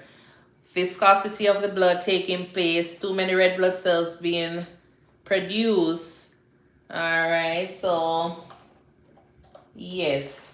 So a lot of times these patients have to be getting a lot of blood draw to kind of help with the viscosity, get rid of some of that red blood cell, because they tend to have immature red blood cell production. All right, so let me pull up this. So you have overproduction of the red blood cells, often accompanied by increased white blood cells and platelets. So it leads to thickened blood, hyperviscosity, and there is a risk for thrombosis. Because if the blood, if you have so much red blood cell and it gets so thick, all right, what is going to happen is that it can actually form into a clot. All right, so a lot of these patients have to do transfusion to get rid of some of that blood. All right, to prevent that. So you have poor tissue perfusion taking place because of that buildup of the red blood cell. All right, so you can have clot formation, bleeding, and organ dysfunction. All right, thank you for the heart, me, Jordan. All right. So let's see. So for the treatment for these patients, hydroxyurea is pretty good. It reduces red blood cell production. Hydroxyurea is also good for patients with sickle cell disease as well. Increasing red blood cells, so the hematocrit can cause red blood cell to climb together. Increase red blood cells, so the hematocrit can cause red blood cell to climb together.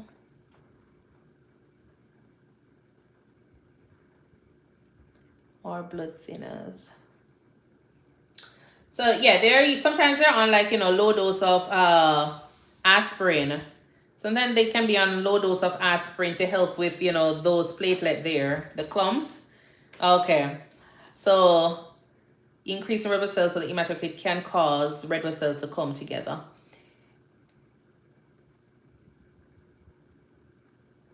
So because of the thickness, the viscosity there, it's going to be clumping together and then causing clots and causing other problems. So you don't want that. So you have to get rid of some of that red blood cell. So you have to do like, frequent blood draw. And then from there, hopefully that will kind of help with the viscosity a little bit. So low aspirin usually helps with that. All right, it helps with preventing the thrombosis. They tend to do the hydroxyurea because that is going to help with the red blood cell production. All right, so you want to ensure that they're drinking a lot of fluids to help with the viscosity of their blood. So especially when they do those blood draw, you want to ensure that they're drinking a lot of fluids because, the red blood cell is just going to be producing. All right. Monitor for signs of bleeding and clotting. Avoid sitting or standing for too long because, if your blood is already, the viscosity is there and you sitting down for too long, what is going to happen? Because, immobility also is another risk. So they are going to be even more at higher risk for blood clot. All right. Avoid iron supplementation because that can actually worsens the, what is this? Polycythemia vera. Hold on. If I don't touch this thing, sometimes I don't know if it is like loose or what. Okay, sorry about that. Iron, because you lose that with blood loss. So you avoid iron supplementation because it can worsen the polycythemia vera. All right, so cut down. You want to make sure you're cutting down on your red blood cell. All right, so that's just it. All right, so why does polycythemia, where is my, okay. Why does polycythemia vera increase the risk of stroke? Blood becomes too thick, increased red blood cells, it becomes sluggish, and then you might be at risk for clots. All right.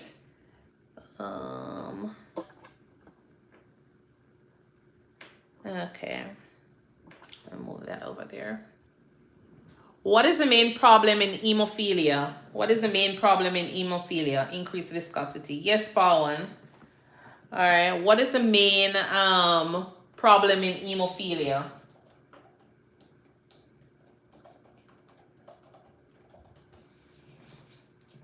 Bleeding, internal bleeding. Factor 8, 9, 10. Blood is unable to clot.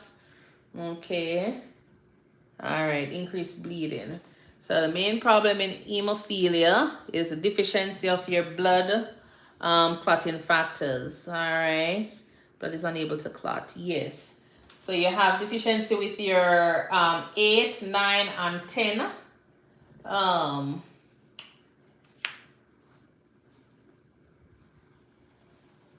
So hemophilia A, you have factor 8 that is deficient. Hemophilia B, which is also known as the Christmas disease, is the factor 9, which is less common. So the most common one is the hemophilia A, where you have factor 8 is deficient. All right. And then hemophilia C is factor 11, which is mild and rare, autosomal. All right. So you have decreased clotting factors, which lead to impaired intrinsic coagulation cascade. So you tend to have a lot of bleeding with these patients. All right.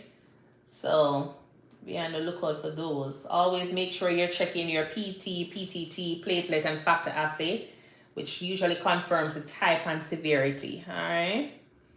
And you always want to do your factor replacement. So whatever it is that they're deficient in, you go ahead and do that.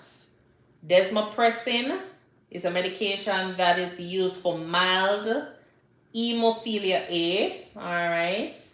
And they also use other adjunct therapies such as your transexamic acid, I think that's the TXA, all right? And they also do pain management, so you have to make sure you avoid any form of NSAIDs. All right, what is recommended diet for hemophiliacs? Yes, so the green leafy, anything with green and green leafy vegetables, you probably want to just cut out that, out of your diet. I think I saw somebody, who was the dietitian on here? Dietitian Stepper Chef. Yeah, Stepper Chef probably can. B vitamins, okay. All right. But you want to make sure you're avoiding anything that is going to cause them to have, cause them to bleed a little bit more. All right. So let's look that up. So for your, okay. So for your hemophilia, no special diet usually, but ensure adequate protein or for healing. Avoid high dose vitamin E or garlic supplements. Maintain healthy weight to reduce joint stress. Okay, so meats are good generally if B12 is good because folic acid are green leafy vegetables. No contact sports. Yeah, no contact sports or anything like that for these patients. Make sure they're checking their gums, their stool, for any bleeding urine, things like that. All right, but for the diet,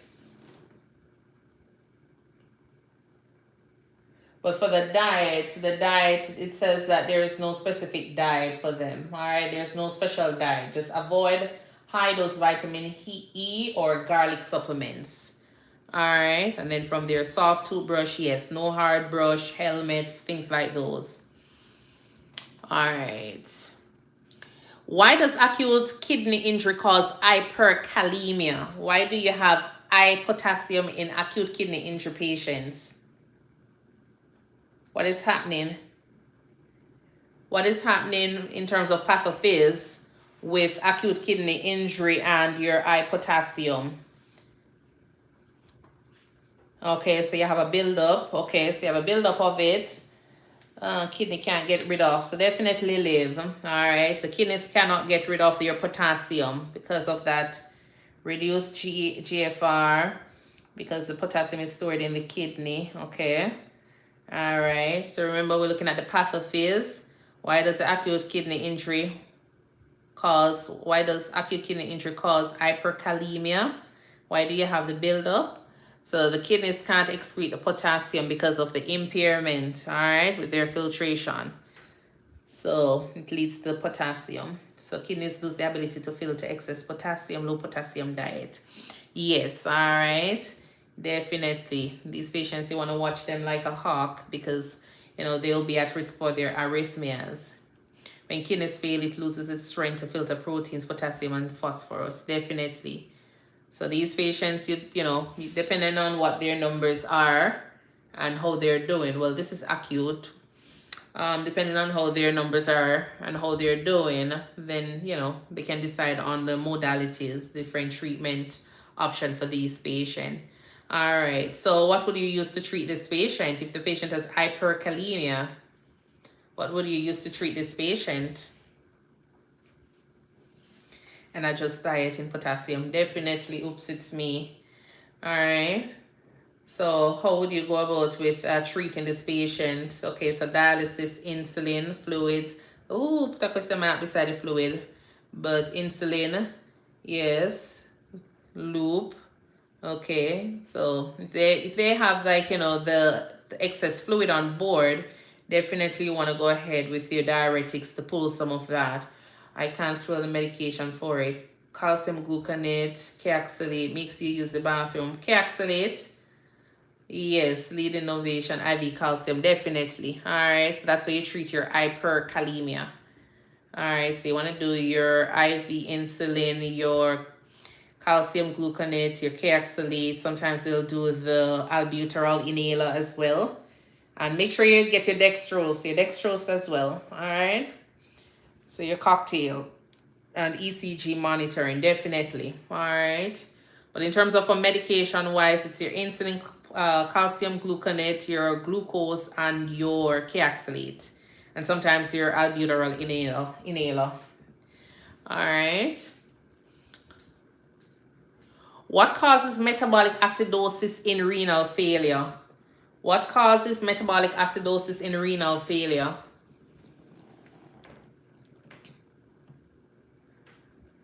Why do you have metabolic acidosis in renal failure? Think about the pathophysiology. All right. The high pH, high blood sugar. High blood sugar. Okay. Low bicarb. So the high ions on hydrogen, will it be low pH? Renal failure. We're talking about renal failure here. What causes metabolic acidosis in renal failure? How does a patient with renal failure develop metabolic acidosis? Why are they acidotic? They're not able to excrete. Okay. All right. So you tend to have your retention of acids and the loss of bicarbonate. All right. So you have your renal patient. Why do they become so acidotic? Because they're retaining acid. All right. And you have loss of bicarbonate. So you have retention of acid and loss of bicarbonate. So the kidneys fail to maintain acid-base balance. All right. So what causes the metabolic acidosis in renal failure? Kidneys produce bicarbonate, low bicarbonate, hypocalcemia.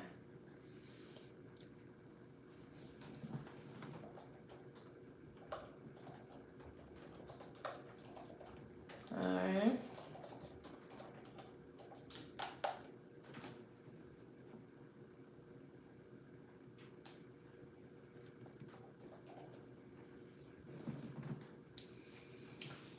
All right, so the kidneys regulate acid-base balance by reabsorbing bicarbonate and excreting hydrogen ions. All right, so renal failure leads to decreased hydrogen excretion. Then you tend to have your metabolic acidosis. May also cause electrolyte imbalance in your potassium, phosphate, and your calcium. So your potassium and your phosphate levels tend to increase and your calcium decrease. All right. What happens when you have, so in terms of your ABGs, what will happen with your pH in terms of for your end-stage renal patients? What is happening with your pH in those patients?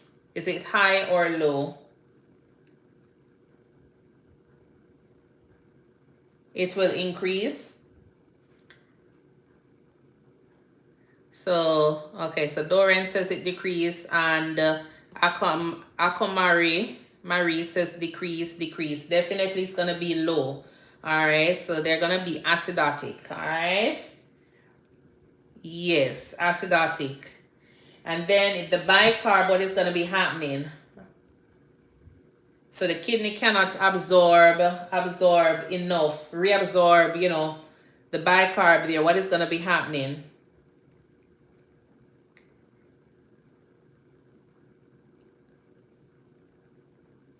So the bicarb is going to be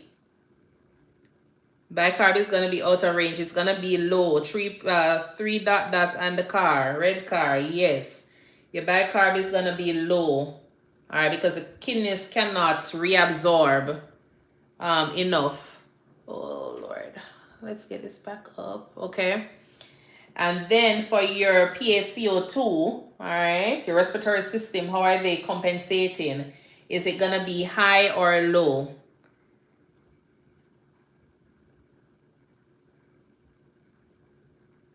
Higher, okay. So your PaCO2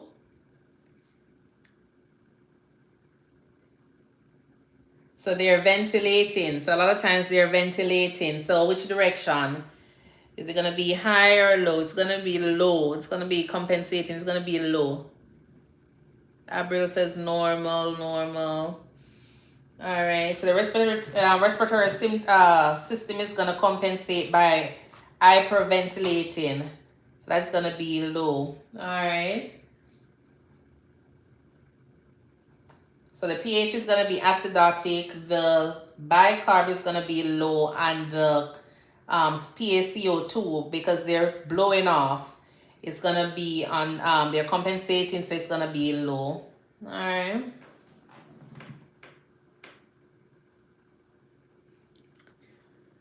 Why does dehydration cause increased BUN and creatinine? Why does dehydration cause increased BUN and creatinine?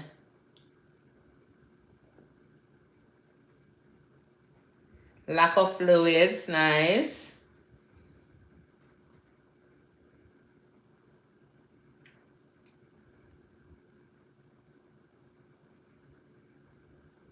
The patient is dehydrated, okay. All right, so why does dehydration, think pathophys, why does dehydration cause increased BUN and creatinine? Because you have decreased blood flow. Low fluid volume means less waste excretion by the kidney. All right, so decreased blood flow to the kidneys. All right, so you tend to have less perfusion, leading to waste buildup and elevation in your lab values. All right, so you're not excreting anything, so your lab values are going to be showing those. All right. What electrolyte imbalance causes muscle cramps and tetany? What electrolyte imbalance causes muscle cramps and tetany? Hypocalcemia, okay. Yes. All right, nice. Magnesium, okay. Brooklyn, Calcium, okay, nice. So hypocalcemia, low calcium increases neuromuscular excitability. All right. So chopstick sign, right? Yes, it is. It is 3 dots on the red car. Chopstick sign. All right, I'm over here and I'm not doing nursing. Well, welcome, Janelle. I'm happy that you're here. All right, I'm happy that you're here. Just go ahead and make sure you're liking up the live and make sure you follow. All right, that's the most important thing. I appreciate you being here. Glory, welcome, welcome. All right. So low calcium increases neuromuscular excitability. All right, I think I have one more. One more. I'm gonna do one more. So anyway, stop up the live, share, do the daily heart me, follow for more, subscribe on my YouTube page at ThinkNursing. All right, for the full live stream. So just in case you missed it, you came on late and you want to see everything that has been going on in the live stream, they're all posted over by YT, or it's been live stream over there as well. So you can always go over to that side and definitely see the videos that we've done so far. All right. They sound probably a little bit long, but you can be playing them while you're driving and doing that. All right, let's get a live of tap up a little bit. Work those fingers just a little bit. All right, to get this live going. And thank you on YT here. Thank you so much, guys, for tuning in and liking up the video. All right. All right, so we're gonna do guess that disease. All right, disease, nursing NCLEX patho challenge again, pathophys challenge. As I said, tonight is all about pathophysiology. All right, just trying to mix it up a little bit, pick our brains, and yeah, that's all. Because sometimes you see the answers A, B, C, we just guess it. Yeah, man. All righty.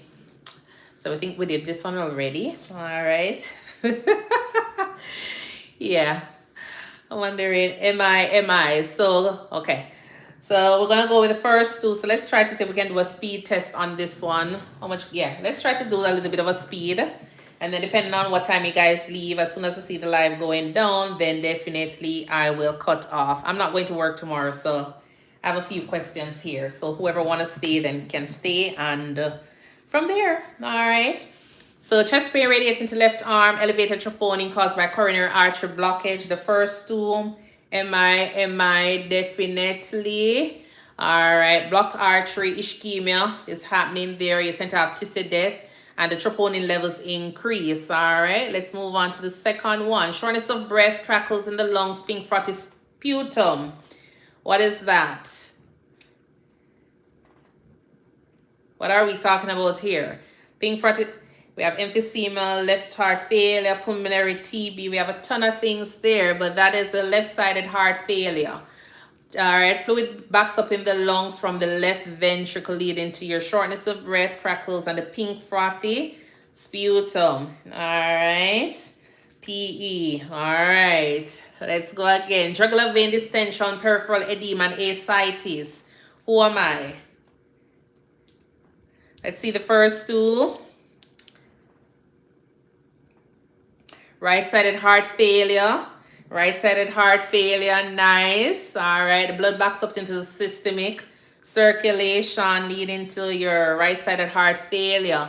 Barrel chest, club fingers, and CO2 retention. Who am I? Barrel chest, club fingers, CO2 retention, COPD. I see one emphysema, but it is COPD emphysema. Loss of alveolar elasticity leading to air trapping taking place. All right.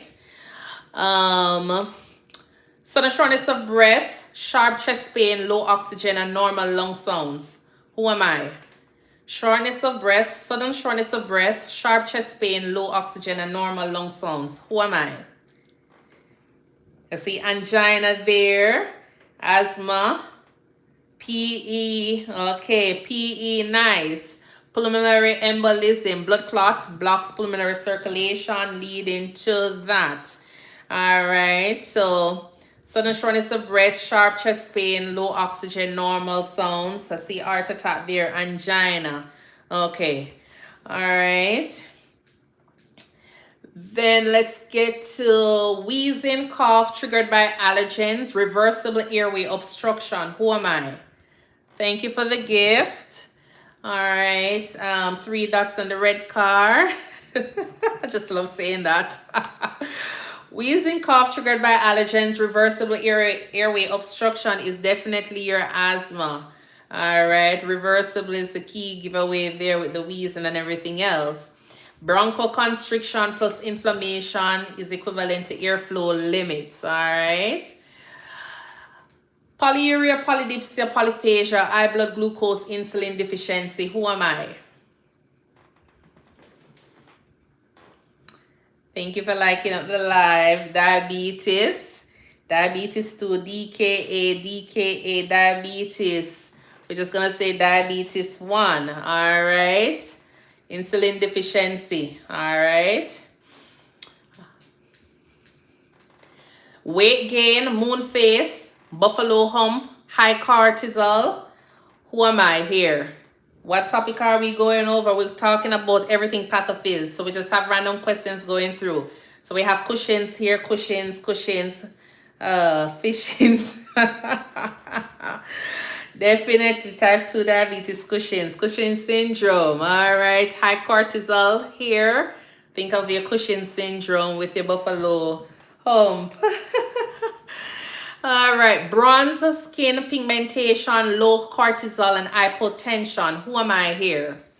Bronze skin pigmentation, low cortisol, hypotension.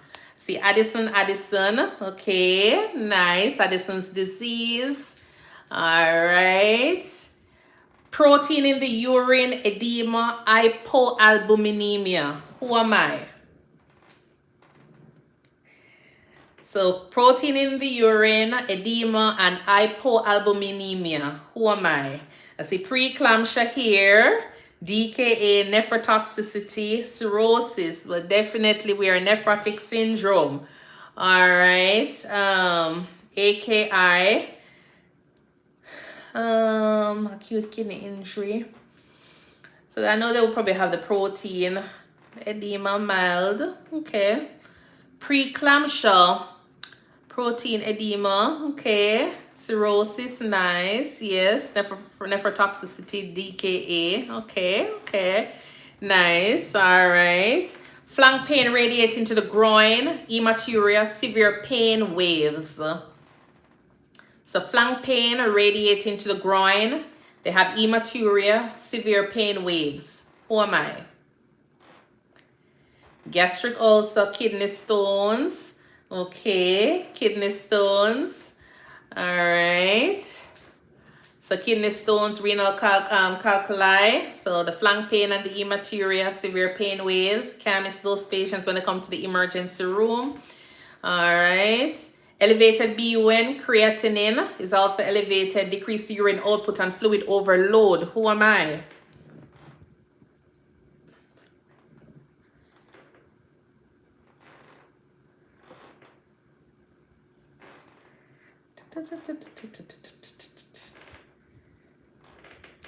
SIADH, okay. AKI. One more. Do we have anybody else who want to add? Kidney injury, acute kidney injury, all right. Elevated BUN and creatinine, decreased urine output, fluid overload. Definitely acute kidney injury. Tremors, rigidity, bradykinesia, low dopamine. Who am I? Parkinson's disease, nice. Nice, I see you guys, all right. Lead innovation, Mitch, reggae, nice, welcome. Facial droop, slurred speech, sudden weakness on one side. Who am I? Stroke, strike, figured, struck, CVA, nice. Okay, good. Stroke, CVA. All right. Weakness on one side, facial droop, slurred speech is your stroke. All right. Demyelination of neurons, vision changes, and fatigue. Who am I? You love it? Oh, I was just trying out something different today, natural, but I'm happy that you guys are. MS, multiple sclerosis, nice. ALS, meningitis. Okay. Multiple sclerosis, definitely. Digoxin toxicity. Oh. Another vision change is the demyelination of the neurons. I don't think for digoxin toxicity.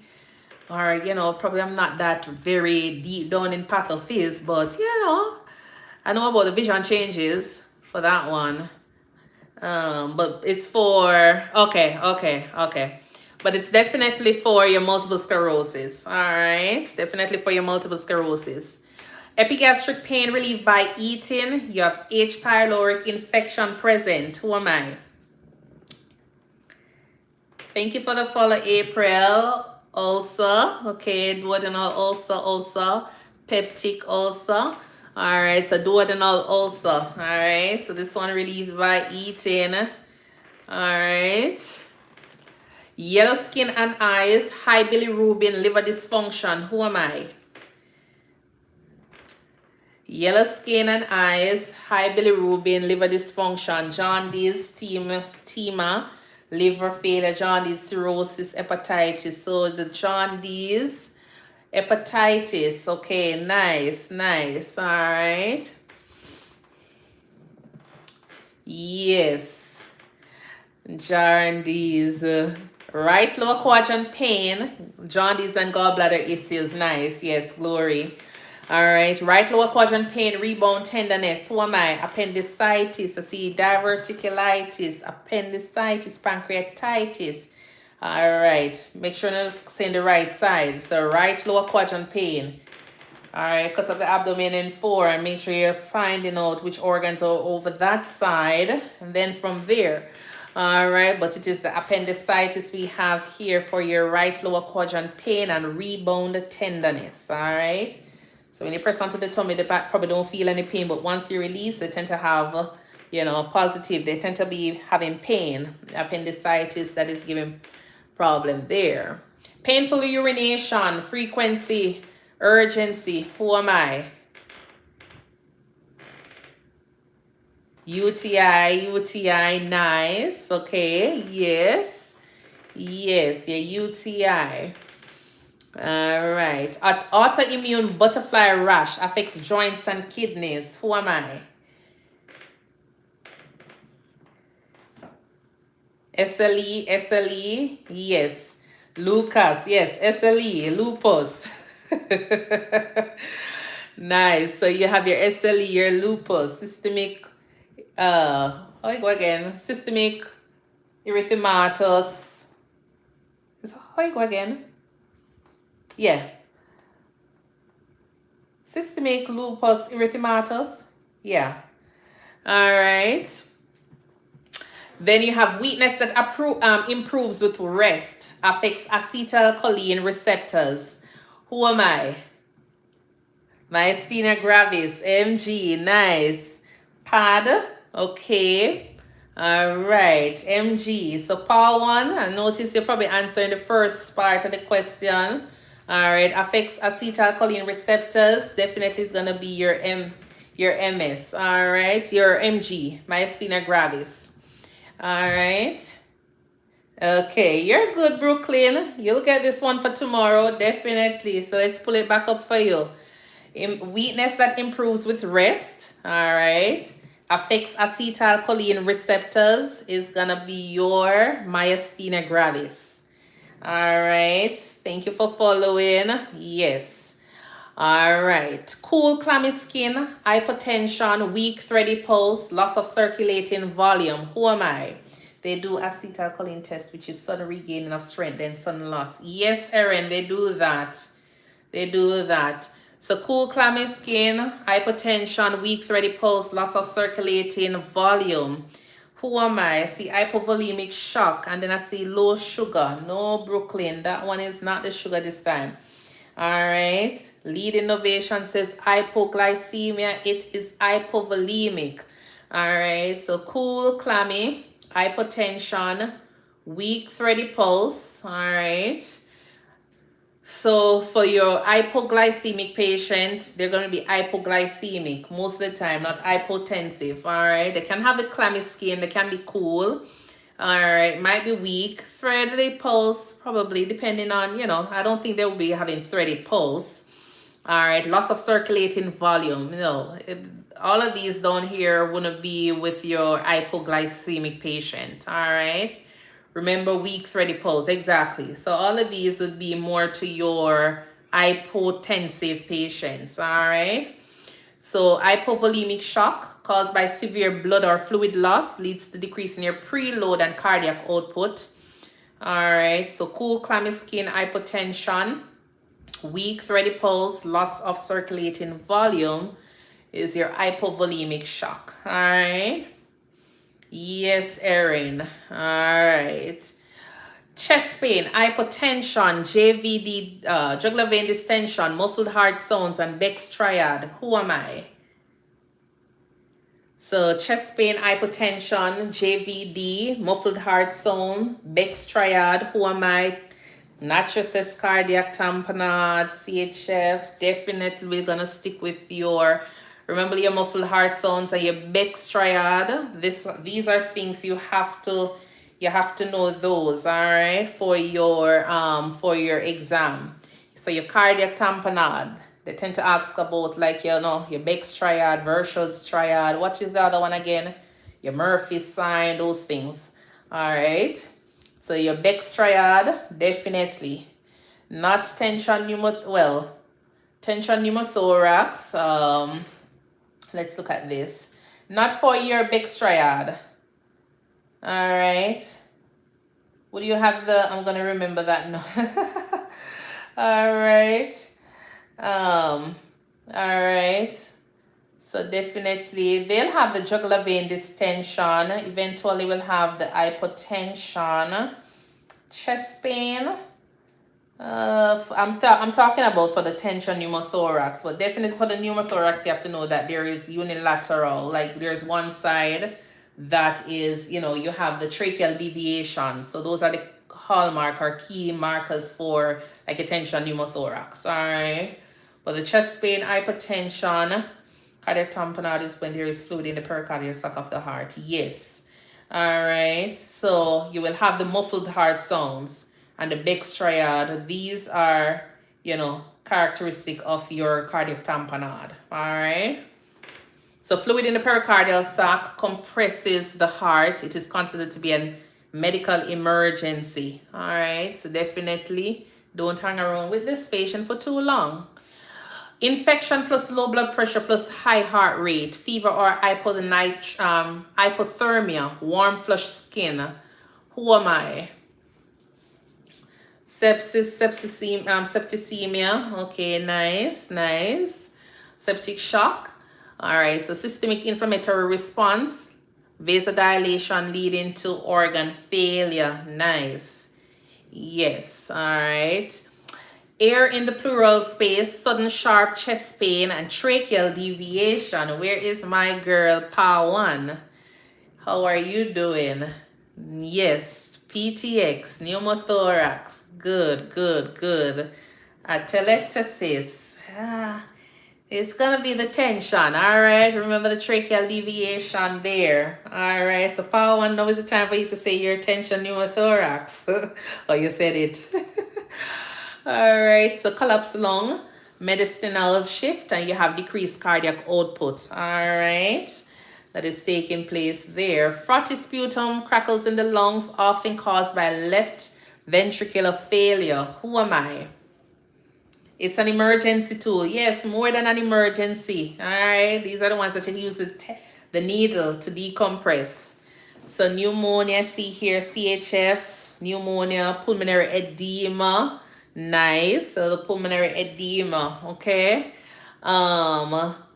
So I know some persons have the pneumonia, but remember, is pneumonia often caused by left ventricular failure? No. All right. So no.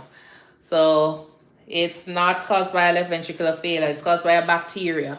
So try and find some. Remember, most of the signs and symptoms are going to be overlapping in different respiratory conditions, but there are certain things that are going to make the question different. All right. So those are the little tricks you have to look for in the question. So often caused by left ventricular failure. Definitely know that the pulmonary edema is one. All right. Fever, chills, productive cough, dullness on percussion, crackles, decreased breath sounds. Who had said it? Tima. Now is the time for you to say it. Pneumonia, TB, okay. Pneumonia, yes. Erin said it.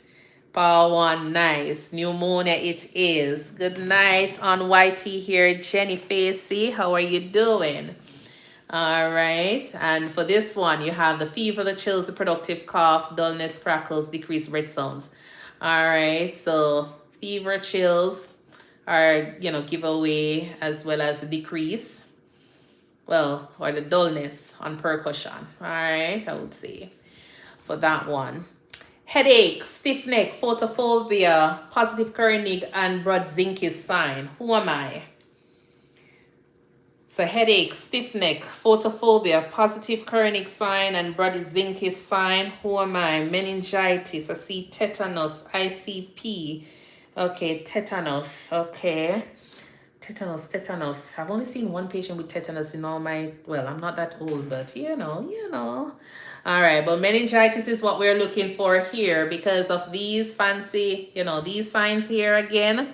The Kernig sign and the Brodzinski sign, but also you have your stiff neck.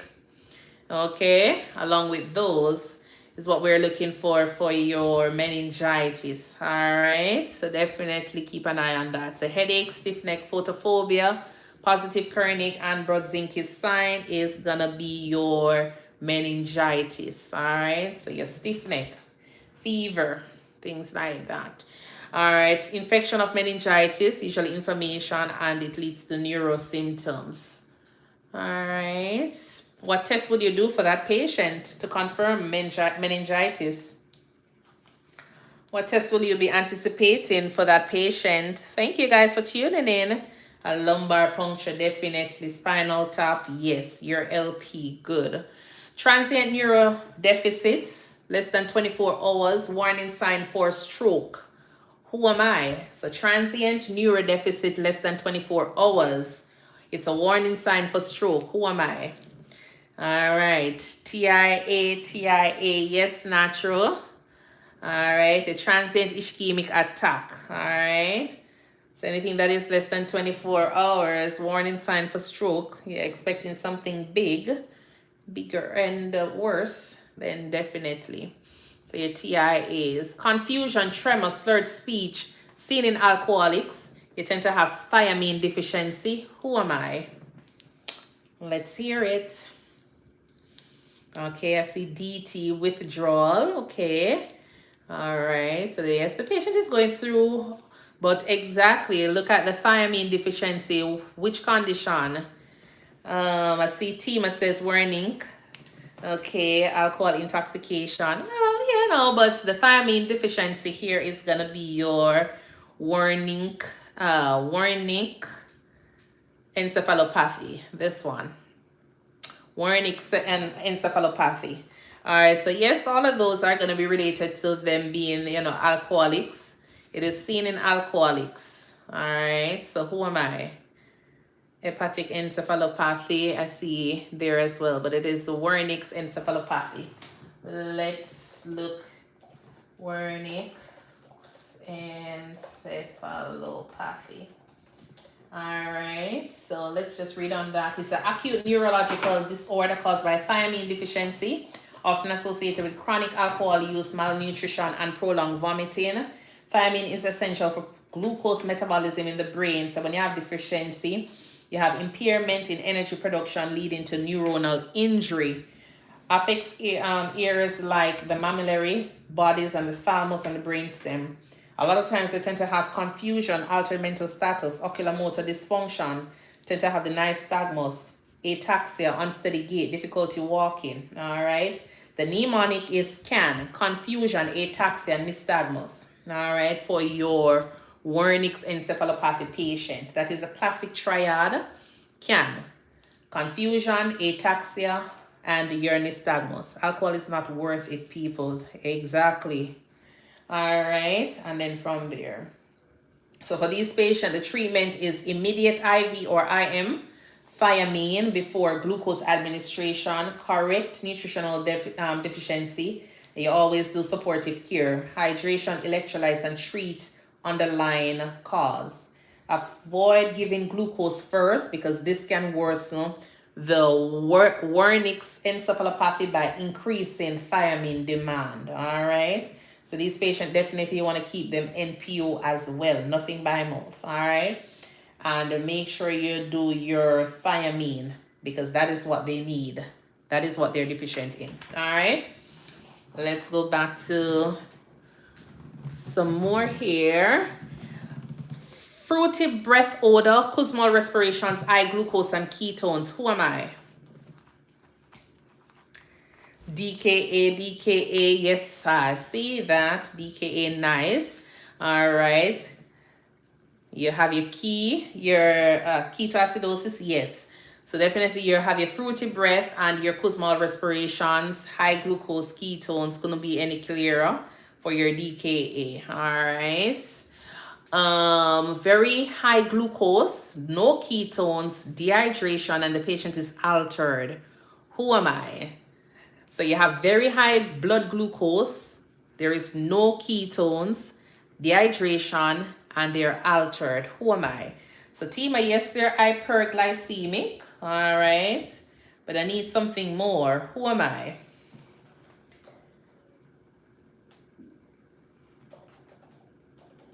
All right, so hyperglycemic shock, 3 dots and a red car is saying it is actually the HHS, which is the hyperosmolar hyperglycemic state. All right, so with that one, it's life-threatening complication of type 2 diabetes. All right, so which one is a complication for type 1 diabetes? Which one is a complication for type 1 diabetes? Your DKA, nice. And your HHS is for your type 2 diabetes, all right? It is characterized by your extreme hyperglycemia, usually greater than 600 milligrams per deciliter. You have severe dehydration, hyperosmolarity, absence of significant ketones. So because this patient is not feeding on their, the FAT, So you're not going to have any ketones because these patients are your type 2 diabetics. All right. So minimal ketosis because they have enough insulin present to prevent them, the fat breakdown. So they have enough insulin present, so they don't have to rely on or resort to using the fat for energy and break that down. All right. And so with this patient, you still need to do your strict intake and output for this patient. All right. Treat with dextrose and insulin. Definitely. All right. So definitely you want to go ahead and correct. You want to go ahead and correct your treated insulin. Regular insulin. All right.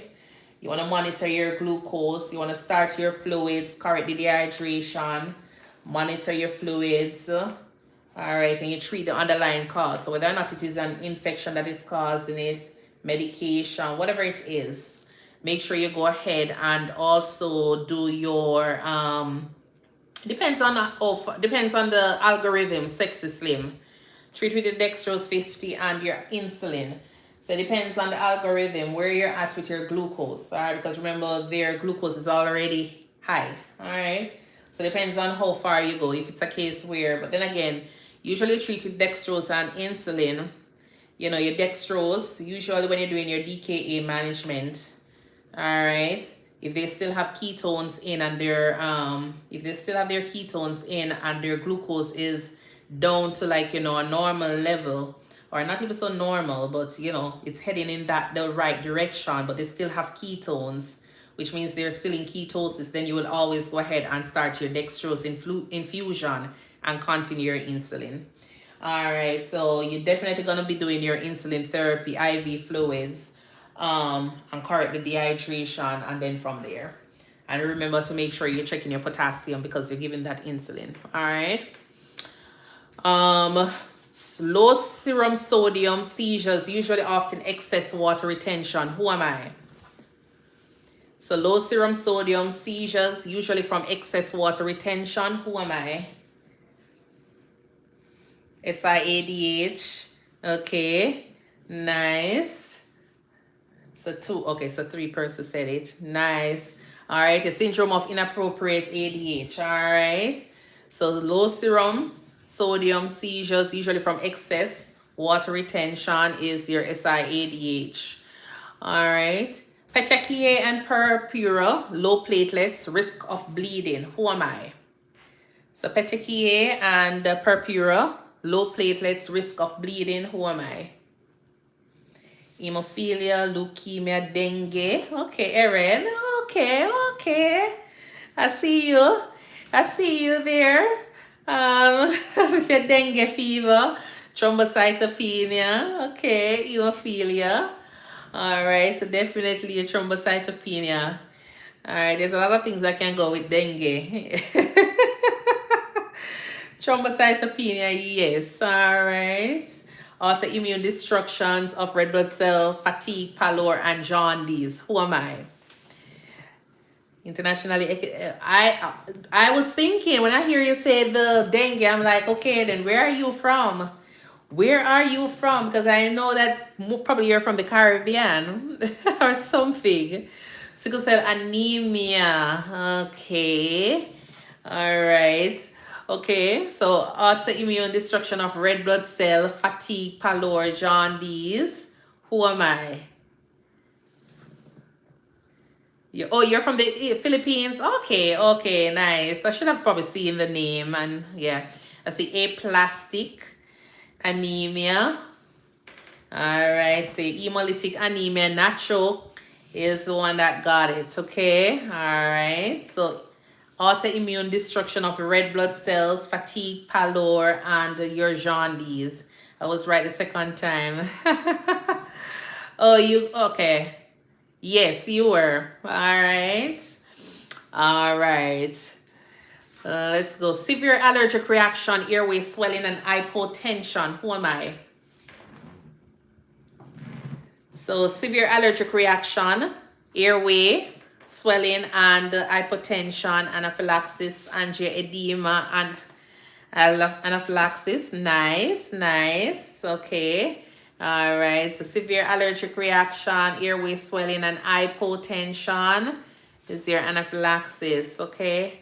Hyperthyroidism, welcome Ruthann. All right, but yeah, I think that one is probably an error you were, yeah. It's your anaphylaxis, all right? It's not your hyperthyroidism. Cool gal vids, wagwan, how are you doing? All right. But that's not Ruthann, hyperthyroidism is related to your TSH and your T3, T4. All right, so not your allergic reaction here. All right. Soft, brittle bones, vitamin D deficiency. Who am I? And we have about, how much slide is that? I see osteoporosis, okay. Osteomalacia, 3 dots on the red card, definitely. So, all right, so definitely, I see the one person, the 3 dots on the red card saying osteomalacia. All right, remember your brittle bones, soft and brittle bones, okay? All right, so definitely, I see cachexia, osteoporosis, soft bone, loss of your calcium. Okay, all right, let's pull up and look at the difference. Osteoporosis and osteomalacia. But the brittle bones is usually associated with your the vitamin D with your osteomalacia. So osteoporosis, loss of the bone mass and density. All right, you have calcium or vitamin D deficiency. Okay, bone composition is normal, but quantity is reduced. All right. And then, so calcium and vitamin D supplementation is for your osteoporosis. And you also do weight-bearing exercise. You can treat with like your alendronate and fall prevention measures, all of those. Monitor for fractures. You have osteomalacia, which is softening of the bones due to defective bone mineralization, often caused by vitamin D. Matrix is lost in osteoporosis. Brittle bones is osteomalacia. Yes, Erin. All right. And then you tend to have bone pain, tenderness. So you need your vitamin D. Vitamin D replacement for that one. All right. So poor mineralization. So the bone quality, poor mineralization, soft bones are for your osteomalacia. Osteoporosis, normal composition, just low density. All right. So we'll just read on that a little bit more. Let's go on. Inflammation of joints, autoimmune disorder, symmetrical pain in hands. Who am I? So inflammation of joints, autoimmune disorder, symmetrical pain in hands. C-R-A, osteoarthritis, R-A. Nice. Your RA. What time your study session normally ends? You know, that's it was supposed to end from 8:30. It's because I see all of you guys on the live here. I just trying to finish my questions. So I usually prepare about 100 questions. And then from there, depending on if you guys start sleeping, because me know when I start sleeping, when the chat becomes so quiet and then the numbers go down, then I will be like, okay, then, we'll go. But usually the chat don't have this much on, honestly. Since I started projecting them on the monitor, I realize it's a little bit more interactive. So I'm here. No, I'm not working tomorrow. I'm not working tomorrow. So on Thursdays, it usually goes a little bit longer because I tend to be having fun as well. All right. Not a problem, bro. I'm happy. You studied NP here in Jamaica or overseas? Here in the US, I did it. I did my bachelor's in Jamaica though. Oops, it's me. All right. Yeah. So I'm just gonna try and finish the questions, and then once I finish these questions, then that's it for tonight. I'll prep some more questions, and then we can have more fun studying another night. Yes. All right. All right. So itchy scale is silver patches, overactive immune system. Who am I? So itchy scale is silver patches, overactive immune system. Who am I? Psoriasis, what days are you on? So officially Tuesdays and Thursdays, I'm still working Tuesdays and Thursdays at 7 p.m. Central Standard Time. I'm still thinking about coming on because, as I say, I'm having so much fun, but sometimes the 7 o'clock is a little bit close in terms of by the time I finish with work and trying to, so even if I do in the week, I might just do only, I'm going to be very strict with 1 hour on, like, Mondays, or, Mondays, Tuesdays, Wednesday. And then on Thursday, we can do, a little bit longer. Because I say, I don't normally work on Fridays. So that's what I'm thinking about doing. Yeah. And then I'll come on at 7 o'clock. So basically coming on at 7 p.m. Monday to Thursday. But Thursday is going to be a little bit longer. All right. But I'm still working on the other days, though. But definitely Tuesdays and Thursdays for now. Once I, fill out my schedule and, things are a little bit in order, then I will put it on my page to say I'm coming live on whatever days. But that's the plan, though. All right, and I'm thinking about getting the UWorld subscription, but that is so expensive, and I didn't want to really invest so much right now. Not saying that I don't care about you guys, but the UWorld money go is a lot of money, and I don't want it to be a case where I do it and I don't have the turnouts, and then that's it. Use a boot camp. That's what I'm thinking about, Amora. That's what I'm doing.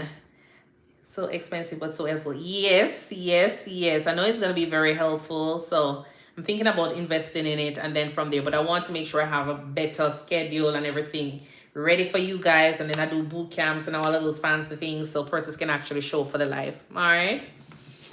All right. So we say psoriasis, definitely. All right, it's definitely psoriasis. Itchy scale is silver patches, overactive immune system is your psoriasis. All right. Severe epigastric pain radiating to the back, elevated amylase and lipase. Who am I? Severe epigastric pain radiating to the back, elevated amylase and lipase. Who am I? Yes, I work as a nurse practitioner doing house calls. I see only adults, no children, no pregnant mamas. Yeah. Okay, no problem. Cool, gal vids. Definitely would appreciate that. All right. Definitely will appreciate that. But today is the first time I'm trying out this, way of, getting the questions across apart from doing ABCs. Yeah. Oh, natural. Nice. Congratulations. Nice. Okay. All right. So elevated amylase and your lipase there. You're thinking about your acute pancreatitis. All right. There is a, what do we call the severe epigastric pain radiating to the back? Is there a special name that we have for this? I have triple A. Okay. Triple A. I wasn't thinking about the triple A though. There is hold on, let me see something here. Gray Turner, one of those I'm thinking about. Yes, who is that? Erin. One of those I'm thinking about. Gray Turner. Let's see. Oh, Gray Turner is the ecchymosis, is the bruising of the flank. But Collins or Gray Turner. Let's see if it's a Collins sign. Let's see if it is Collins sign. So Collins sign is a bluish or purplish discoloration around the umbilicus. Okay, so it's not the acute pancreatitis. Okay, is classic 4 pancreatitis? I don't really think it's so Gray Turner is a flank.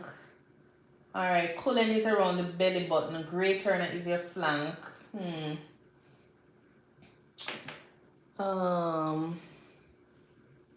So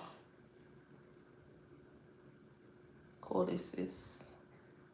Acute pancreatitis. I don't know if it's ready for pancreatitis, but you know what I'm talking, right? But it's one of those names. So try and remember those as well for your exam. I don't remember which one. Okay.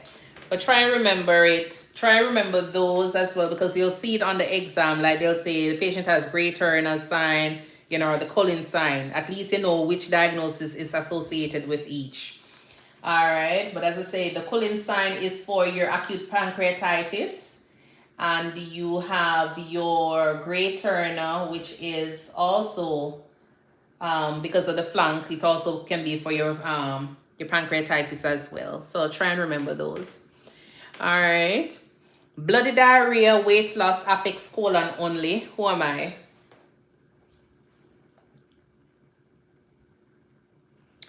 So Gray Turner. So bloody diarrhea, weight loss, it affects colon only. Okay. Yes. Also ulcerative colitis. I see Crohn's here. Okay. But it's ulcerative colitis we're thinking here. Bloody diarrhea affects only the colon. Weight loss. Let's look up first. So one person says Crohn's. All right, let's look that one up and see how different is it from Crohn's. Is all around the alimentary and not isolated to the colon only. Okay. All right, so with the Crohn's, it is affecting any part of the GI tract from the mouth to the anus, characterized by transmural inflammation, often skip lesions. All right, you tend to have the diarrhea, fatigue, low. I don't see, so they don't have the bloody diarrhea. All right, so for the Crohn's, you don't have the bloody diarrhea, and it affects all over. All right, it's not only colon. Yes, it's not only the colon, it doesn't have the bloody diarrhea. All right, so that one is ulcerative colitis. Nice. Patchy inflammation throughout the GI tract, cobblestone appearance. Who am I? So patchy inflammation throughout the GI tract, cobblestone appearance. Yes, Nacho, that's Crohn's. I always mix them up. I tell you. All right. So, okay. So now we have our Pawan, our Crohn's disease here. All right. Okie dokie. Let's stop up the live. Let me drink some water. All right, so we're gonna guess the name of the drug or the class. And I think these are almost the last. I think I have what? 16 more slides, and let's say probably about 10, 15 more questions, and then that will be it. All right, so as I say, it's a mixture, and then from there, it will be the end of the live.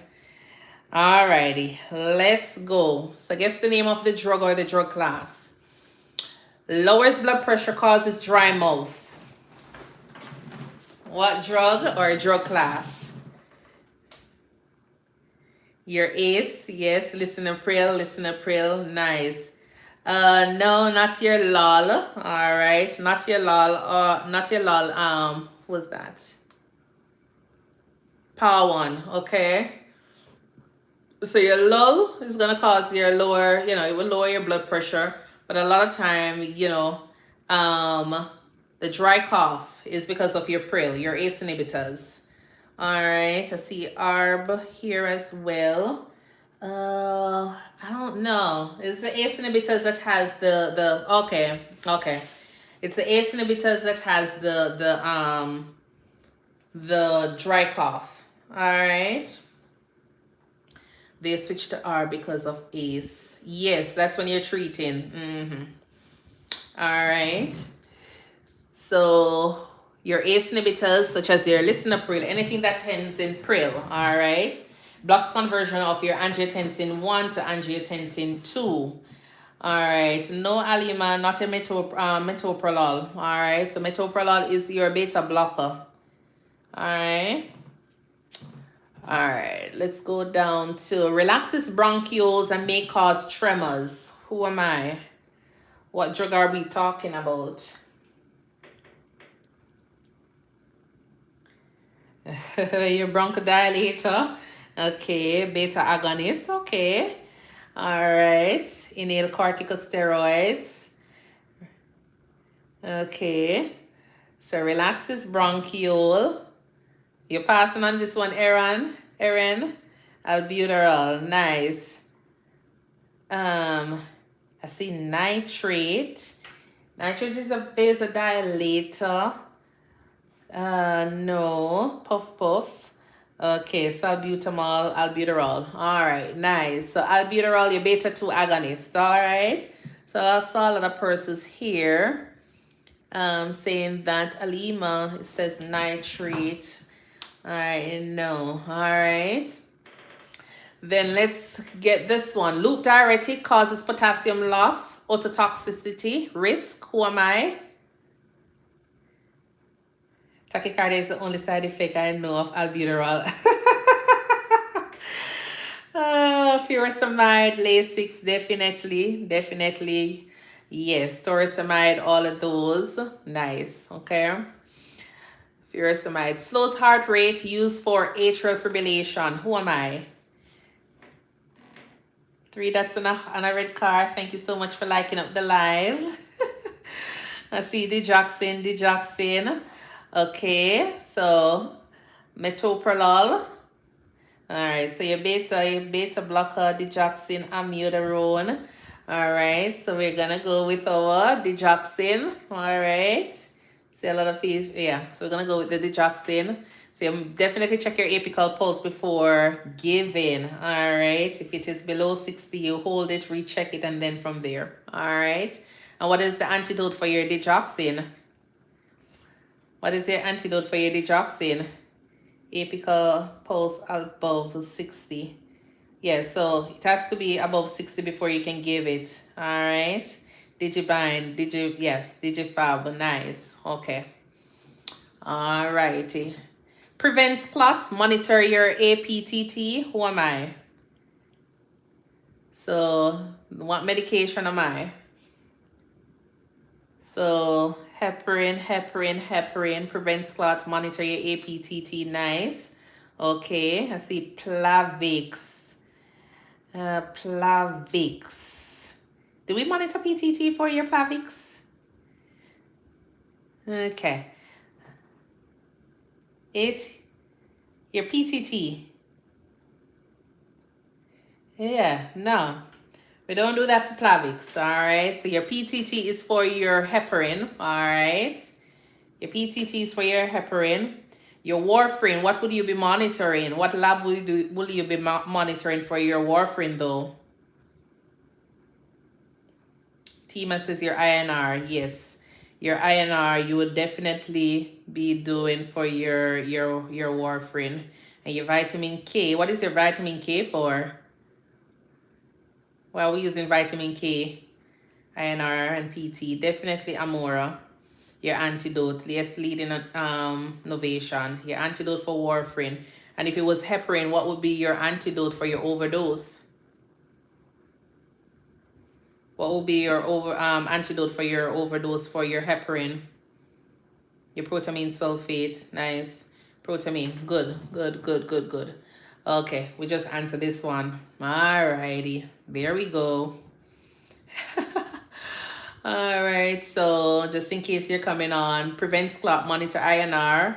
What drug? Warfarin. All right, for that one. Antidote for opioid overdose. What's the antidote for opioid overdose? Your Narcan, naloxone. Nice. Yes. All right. Your Narcan. Lowers blood sugar. Must be taken before meals. Oh, who am I? Insulin. I see metformin. Insulin. All right, so rapid acting. Okay, so your rapid acting insulin lowers blood sugar taken before meals. All right. Your metformin. I see metformin here. Rapid. Insulin rapid. Definitely.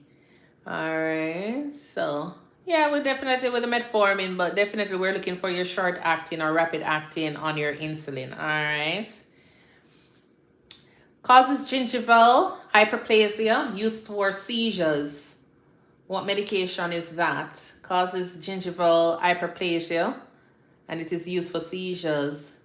Dilantin, phenytoin, lorazepam, phenobarbital, valprorex. All right, but definitely we're gonna go with our phenytoin, the dilantin. All right, it's very, you'll find that in the question in some, you know, always talk to them about the medication, this medication, and the oral care. All right, when they're taking it. So phenytoin. All right, but all the others are good seizure medications. But causes gingival hyperplasia is your phenytoin. All right, or your dilantin. Raises your heart rate in bradycardia. What medication am I?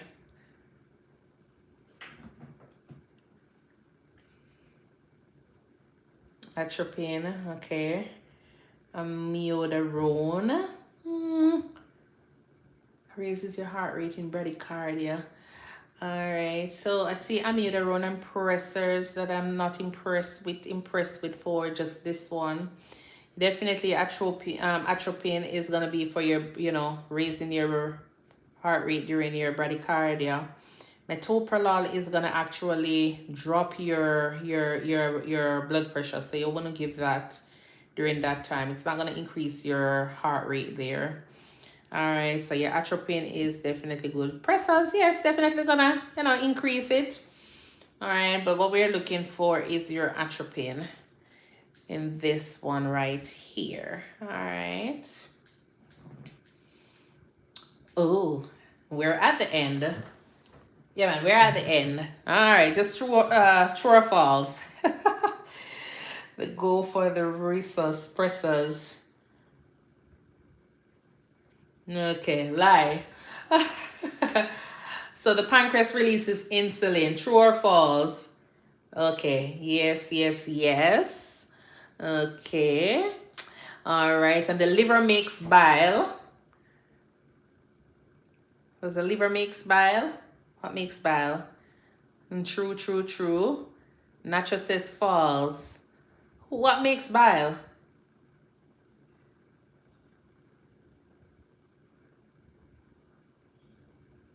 The gallbladder makes bile.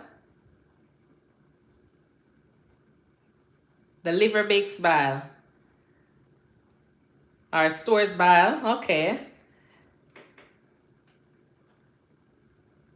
So the gallbladder stores the bile, but the liver makes bile. Makes it and the gallbladder stores it. Yes, oops, it's me. So the liver makes it and then the gallbladder stores it. All right.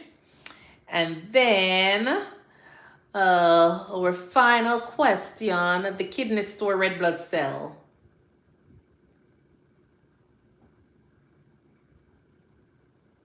False. Okay. Where the kidneys store red blood cell. The kidneys make them. Okay, nice. Alrighty. Yes, it is stored by the spleen filters. Okay, bone marrow. Thank you so much for the study. Not a problem, Nacho. Not a problem. Bone marrow stores. It definitely stimulates erythropoietin through kidneys. Yes, I did enjoy it as well. Not a problem. Echo Marie. Mediatric. Welcome. Thank you guys so much. Remember to go ahead and do your heart me. Do your heart me's and claim up your heart me's. If you haven't done so as yet, bone marrow makes it, adrenal cortex stimulates erythropoietin. All right, be back in the weekend. Thank you. Red car.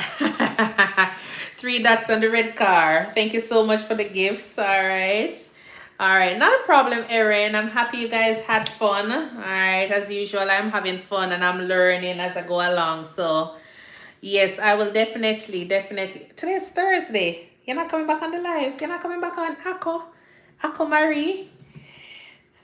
Yeah. But I do have a lot of fun.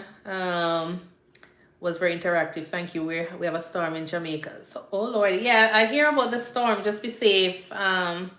Just be safe now, all the folks that are being affected or in the path of. All right, just be safe. Sexy Slim 182, welcome, welcome, welcome. All right.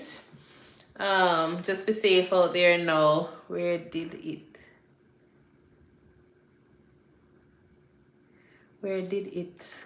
I don't understand that. Where Sexy Slim 182. Yeah, so definitely, as I say, I will go ahead and put on, oh, the storm. The storm is heading in the Caribbean. It's going in the, I'll write that down. It's going in the Caribbean, so I know that the Outer Banks are threatening a lot of islands. So Jamaica is one of them for sure, and other places down that side. So yeah. So that's the storm could hit by Saturday, Sunday. Okay. So today our Thursday. It look like it move real slow. Not moving as fast as burial.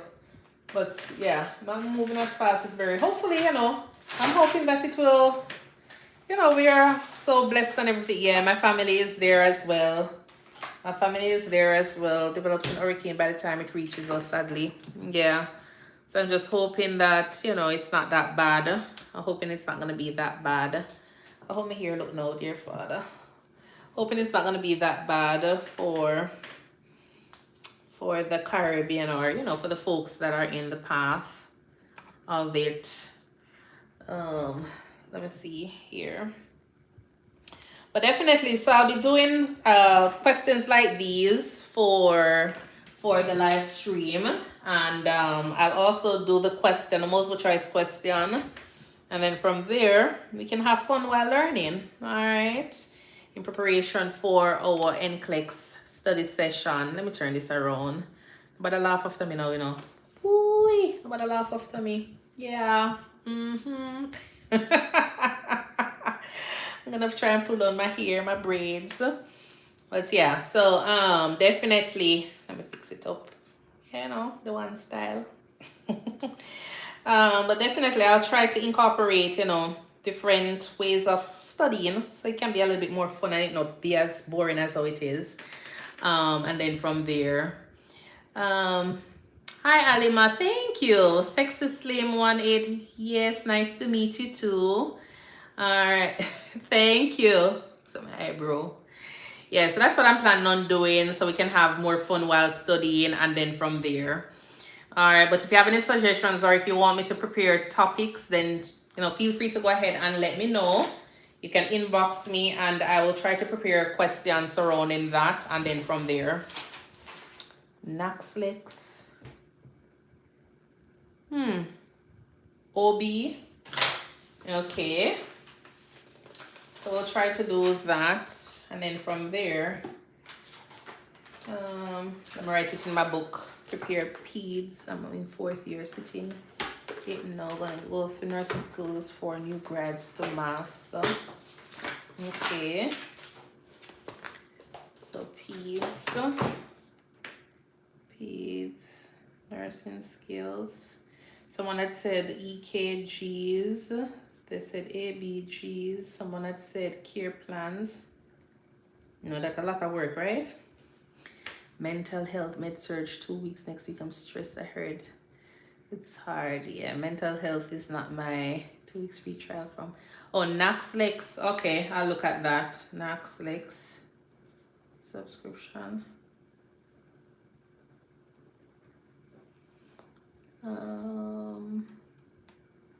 But the most important thing is, what I want is for us to just make sure we're getting enough information so we can answer. What's right progress now? Thank you so much. You made good studying time. Not a problem. Not a problem. Happy to do so. All right. What's right progress notes? Yeah, I'll look at those. And neuro. Someone had said neuro. But as I say, I did some neuro questions the other day, so we can always look at those. And then from there, OB. Okay, look at some OB questions. Okay, Echo Marie. All right. So yeah, I'll look at those. You can try. Yeah, I'll look at those questions. The 2 weeks free trial on Naxos. Yeah, I think we're gonna be fine. I think we're gonna be fine. Can you help in question like when you call how many case studies they give on NCLEX? How many case studies? I don't remember like any case studies like that, because it was just like multiple choice questions, select all that apply.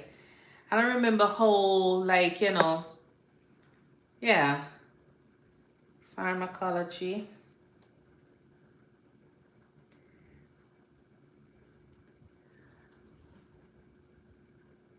I don't remember exactly how the can help in question, like when you call the doctor. Like questions like when you call the doctor. Explain that a little bit more, Sexy Slim.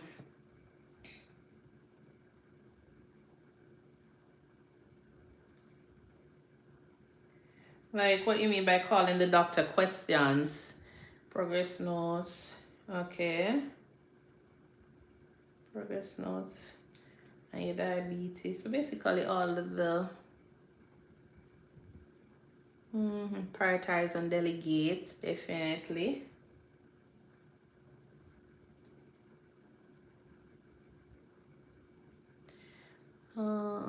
They have it now. New grads, especially those transitioning from other countries, need to know the meds charting. Okay, yes. How many kids? Definitely they need to do that. Thank you for the daily heart me there, Ronnie Banton. In cases of emergency when you can't do anything else for the patient. Okay. Definitely. But then again, some things are going to be based on the facility protocol as well, but there are standard things that you can start in the meantime or you can do in the meantime. All right, so, okay, I totally understand. But prioritize it. Oh, so you're saying that they have it? No. Oh, I guess as I say, when I tried doing, the U world is just like a lot of persons coming together and creating questions. So none of those questions are actually the real NCLEX question. Nobody has access to the real NCLEX questions. But those persons, they come together and they create their topics, their questions to make it similar to the NCLEX. And so a lot of persons just use it as a guide, because some of those persons, I think, sit on the boards as well, where they review NCLEX papers as well. So that's the thing about the questions with U World. All right, so don't feel as though the questions are exactly gonna be, but in terms of their technique, their style, they have a better idea because some of those persons sit on the board. All right, so my thing is, once you get the content and you look at the key words when you're studying what they talk about, when they talk about first, prioritization, delegation, priority, things like those. Once you understand what those mean and you have an idea, you see the questions and you have an idea of how to answer them, then once you have the knowledge of the content itself, then you'll be able to make the best selection based on that. But with the practice question, it will help as well with answering your questions. All right, so, all right, no problem. I'll keep an eye on the list there, and then we'll try to create the content and study to meet everybody's needs here. Probably what I'm gonna do is I'm probably gonna end up doing some videos, like certain things. I'll probably do some videos and then post them, but you have to go over to my YT page, because on TikTok you can't really post anything long. All right, so in my spare time, like if I'm driving to work or whatever it is, I might find something that I can talk about, or I can prepare those topics. But you're also gonna have to go onto my YT page. Yes, you're gonna have to go over to my YT page and subscribe and watch the videos over there. All right, so I'll create the content and then from there, because even if we're doing the study session, I don't think we're going to be able to cover enough during that time. But I will try to make sure that I pack it, just like how you see the videos then pack. But in terms of the time period, it might not be 4 hours or 2 hours every day. All right. So also giving reports handoff. Definitely, that is one thing I always talk about. Handoff. you have to get a hang of handoff. All right, or else you'll end up having patients that are lifeless in bed, you know, taken care of, and you alone is there. So all right, so I'll definitely take into consideration all of those and create content, questions to prepare us and study, you know, in order to do those exam. And as I say, I might do the subscription for the U World, but in the meantime, what I'll do is I'll create content just the same, question and answer, you know, true or false, whatever it is, fun ways of studying. And then we can always go to the U World. But I don't want us to be just sitting down answering, you know, multiple choice question and move on to the next one and that's it. I want us to get more information out of it. Then we can run through, do some simulation with some questions from U World when I do get it. All right, and then from there. But feel free to go ahead and inbox me if you need anything. All right, I am here. Can you do math as well? We can do a little bit of a math, yes. Can do a little bit of a math. And then what I'll do is eventually I plan to do like, you know, marathons. Yeah, man, we'll do little marathons on certain days where we can sit up and do more questions. So we'll plan for that and make sure it is packed and, you know, worthwhile. All right, so definitely I'll do all of those. But we can do some math as well with our calculations. That's medication calculations you're talking, right? We can do medication calculations. You know, the Kahoot is, someone told me about Kahoot and I do my NCLEX on Saturday. Oh, Nandi, congratulations. All right, you're going to do well. All right, just make sure you look at your lab values. Try to cover your lab values, your mnemonics on the day before or two, before the exam, and then from there. But don't put yourself under too much pressure on the night of the exam. All right, and make sure you find time to relax. Most importantly, don't get too overwhelmed and with all of this studying and preparation for that one day. Find time to relax so when you get into the exam, you know, you'll be thinking straight. All right, oh, okay, yeah. I know she's gonna do well. She's gonna come in the live and she's gonna be like, yes, I was on your live the other day and I told you that I was gonna do my exam. So I know you're gonna do well. All right, I'm gonna be optimistic. All right, so definitely we'll do that. So I was saying over B, the Kahoot is a lot of work, you know. Kahoot is a lot of work. When I was looking at it the other day, I'd have to put all of those questions into Kahoot with the answer. And then, yeah, it's a lot of work. It's a lot of work. I'd have to find somebody to do that for me. But it's a lot of work. So I think, you know, what I'm doing is a little bit easier than, you know, it's almost the same. But it's going to take up a lot of time. And I don't want to spend my time, you know, not saying I don't want to do that, but I don't want to spend my time doing Kahoot and only be able to do 25 questions because I'm tired of putting in those questions in there. Nah, I prefer to just do the whiteboard and we just go through the questions and get more from the time that we're spending. Because I just feel as though I'm going to spend a lot of time putting in those questions and not cover much with you guys. Because if I do Kahoot, I probably only end up doing 30 questions. That's how I see it. It's not going to be much that we're going to be able to cover. Versus I doing the slides and we just go through and do whatever. You know, so Kahoot is nice, it's fun, but for me to put in all of the questions, it's going to be a lot. Honestly. So, yeah. So I marked that one off for no. All right, I marked that one off for no. All right, well, I am going to go. Stacey Ann, welcome, welcome, welcome. That's my name as well. Stacey Ann with the CY. All right, but definitely go ahead and inbox me. All right, feel free to inbox me and share any suggestions or any topic or anything that you know have a concern regarding, and I'll try to answer as best as possible. All right, but until then, as well, you know, Vibes Cartel. You know Vibes Cartel? I know, say what's your name? Who? Amora. I don't know if Amora is from Jamaica, but where is she?